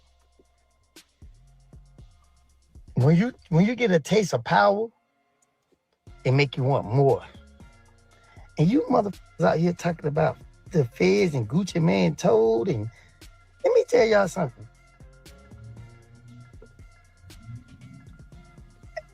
I can tell a lot of y'all ain't never been through nothing. I can tell a lot of y'all ain't never experienced nothing. I keep telling y'all talk about loyalty. Everybody who speak on loyalty ain't never been betrayed. You don't know what you're gonna do until you in that situation. Why is y'all that are running y'all mouth? But y'all ain't never been in no real situation to be able to say what you'll do. A lot of y'all with my what it is, what it that, what it is. Nigga, I done been in a whole lot of real situations and I'm alive and free today to say thank you, Lord. I don't praise these. I don't think like these thinks. I care for y'all. I love y'all. Every young that's walking, they want to be tough gangster. That ain't tough. That ain't gangster. That's manipulation. You're a fool. We analyze a crash out. Pooh Shiesty went to jail, did all that time. And they tonight, he came back out with a mission. He came back out as a fucking dummy. The whole internet laughing at him right now. Everybody laughing at him. And y'all who see me here, they're trying to play tough. Listen, man, this ain't the time for that. This for the ones who want to go the right way. It's for the ones who want to be something in life. The ones who don't want to be nothing in life, go. Keep praising that mindset that Pooh Shiesty was in. Because I gotta tell you, when you stuck in that mindset that Pooh Shiesty was in, you're not gonna make it nowhere. Every nigga that came out of jail that put God first have succeeded in life. They're still out. They're still going. They still have an opportunity. Every nigga that came out of jail, like they just did that time without calling, praying on God. Let me tell y'all something. I done been in jail with they don't 20, 30 people, and they call on God. They ask God for forgiveness. Man, these who sit out here and, man, I don't like these, bro, real talk. Because I ain't pushing the message of y'all kids and tote weapons and no, man. Man, create goals. You feel me? Put your mind to something they're gonna get you a real check. Use the internet to get rich, bro. Y'all ain't got it, bro. Man, bro, look at these. Look what they doing to us. Look what they doing to us, bro. Every time I turn around, I be like, he got a point to prove. Oh, he back in jail. Oh, he got a point to prove. Oh, they done him. Oh, he got a point to prove. Oh, police looking for him. Look at Big 30 face in that mud shot. I'm not bragging. I'm not happy. I'm mad. I'm hurt.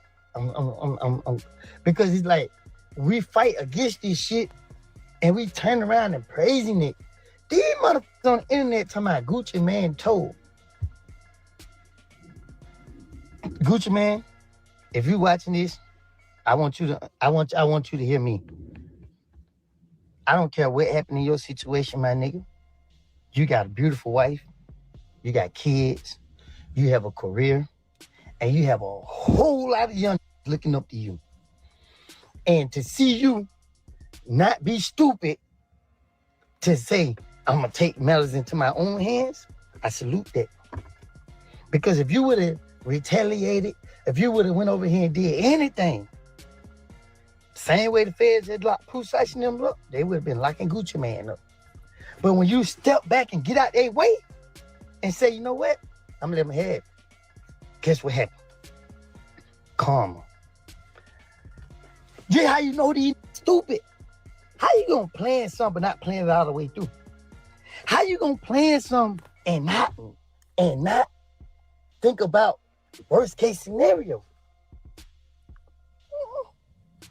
Like, help me understand. Be sure to like, comment, and subscribe. I know what y'all problem is. Pride. You got out of jail. I'm a big gangster in America. Don't let dirt verse trick you. Who care about a reputation? It's 2026. Tyler Perry is worth billions of dollars, and he put on a dress to get it. You feel me? Like you got. Shit just fucked up. Lil Durk already fighting for his life. Instead of you looking at other people's situation and saying, I can't let that be me. I want that. Pooh Shiesty came home. Big 30 been free the whole time. Pop's been free. This took his girlfriend to jail with him. I'm so disappointed. Because if you're a gangster, you're a street, you should already know. This is how you know these niggas ain't. Everybody trying to pretend and fake it. And then want to criticize and talk down on other people. Like, did you really do that? Then you got like Hernandez Govez, this black Mexican name. I don't understand what be wrong with these. On the internet talking about he a gangster, he'll do this, he do that. But you the one putting the information out there. All you bloggers, police is a mother. Gucci Man didn't come out and say shit. Gucci Man ain't say nothing. But all you on here talking about Gucci Man, this y'all bloggers that did it. Y'all blew it up. The fact every day, all day. That's all you do. Cause why? Y'all thinking this what gonna get the women? Man, that's what I do. Stay my out y'all way. While y'all go to jail, more women for the rooster. But I don't even want these women. I don't even want no woman that's attracted to such ignorance. What could I do with a woman that's attracted to such ignorance? I'm okay with where I'm at. I'm okay with trusting God to lead me. It's the longest I ever been free. It feels damn good. But let me tell y'all how I feel to go to jail. Especially once you just got out of jail. It hurts. Pooh Shiesty ain't coming home. Y'all can call me a hater, a rat. You can call me everything, but the truth is the truth. Kids, that's why you say the streets. We praising and we idolizing the wrong shit. Pooh Shiesty is going to spend the rest of his life in jail. I'm going to tell you why. You just served time for... You got right out of jail. Wow. You still in the halfway house. You on the video with a... This is documented. Fuck what y'all got to say about me. Let me break the details down to y'all. 922 G1. There is possession of a firearm by convicted felon. Brandishing a firearm is a 924C. It's a mandatory minimum of 10 years. Armed career, oh my God, this is so dumb. And he is so done just for he's looking at 15 years to life just for possession of a firearm. He's looking at 15 years to life for one charge. He had nothing. Ooh, that Pooh Shiesty got me so hot because I liked your music. I was like, okay, you feel me? Like, ooh, that got 924. That's 15 years to life. Lisa. Napping. That's 20 years. Feds want 85%. He got armed robbery. That's 20 years to life. There's a life sentence already. The feds got everything they need for him. And y'all missing the main point about the feds. They like to set this up.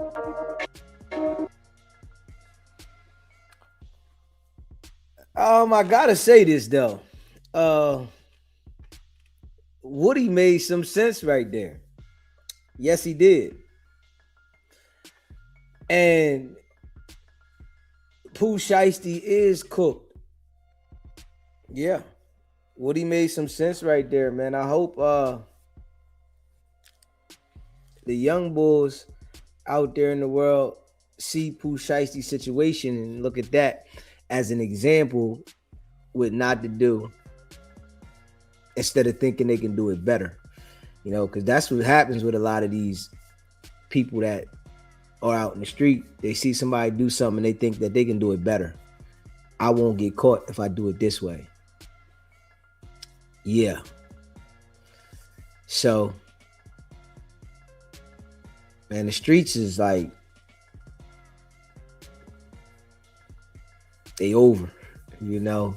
You got some people that are gonna play with the street because they think, you know, they can do it better than the next person, but they're gonna make an example out of whoever. It's too much technology, man. It's too much. Yeah, it's too much. You know, people going to work, they making more money than people in the street. You know, you might feel like you got some freedom and you really ain't got no, you know, structure that you got to do certain things, but people going to work, they making more. Yeah. But they showing examples though, left and right. You know, they showing examples that the people are gonna tell. They showing that. They showing the example that they're gonna find out who did what. But then they manipulate the game because the snitches is winning. So it's like, you got to pay attention. Yeah. It's a lose-lose situation out there, man.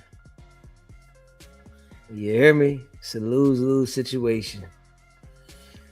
If you haven't already smashed the like button yet, hit that like button.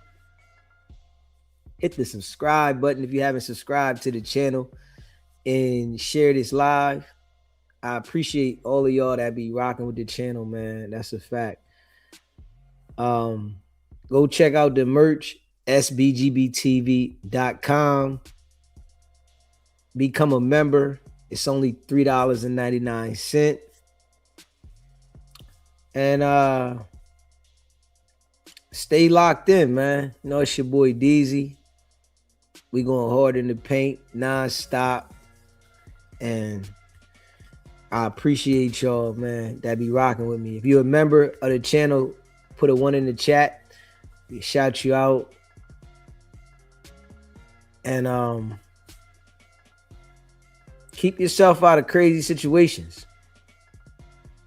Keep yourself out of crazy situations, man. Shit get crazy. But we seeing some must fall for others to live. You know, you gotta have some people falling for others to live. Yeah.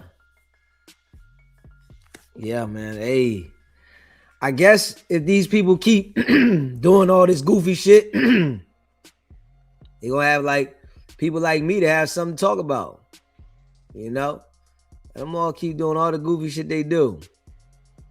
You know, they're gonna have people like Deezy gonna have something to talk about. And that's a fact. You know, smash that like button, hit the subscribe button. Appreciate y'all.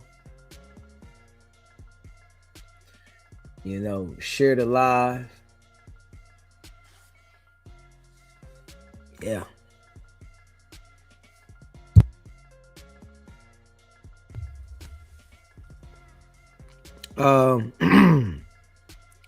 C Brown, Jan Meeks, Blue Chicken, Leonard, Ike.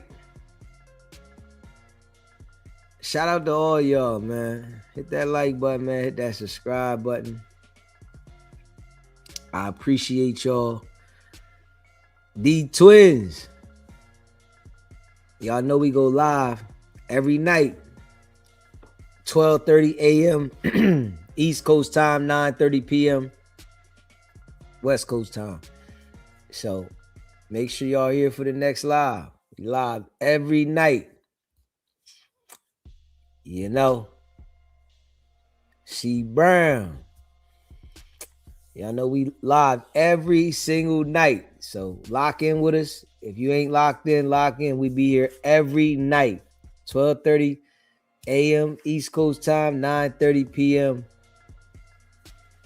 West Coast time.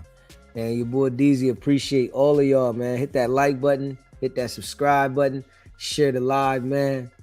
And we grinding. Appreciate all of y'all, man. Y'all know what it is. It's not about the setback. It's about the get back. Nah.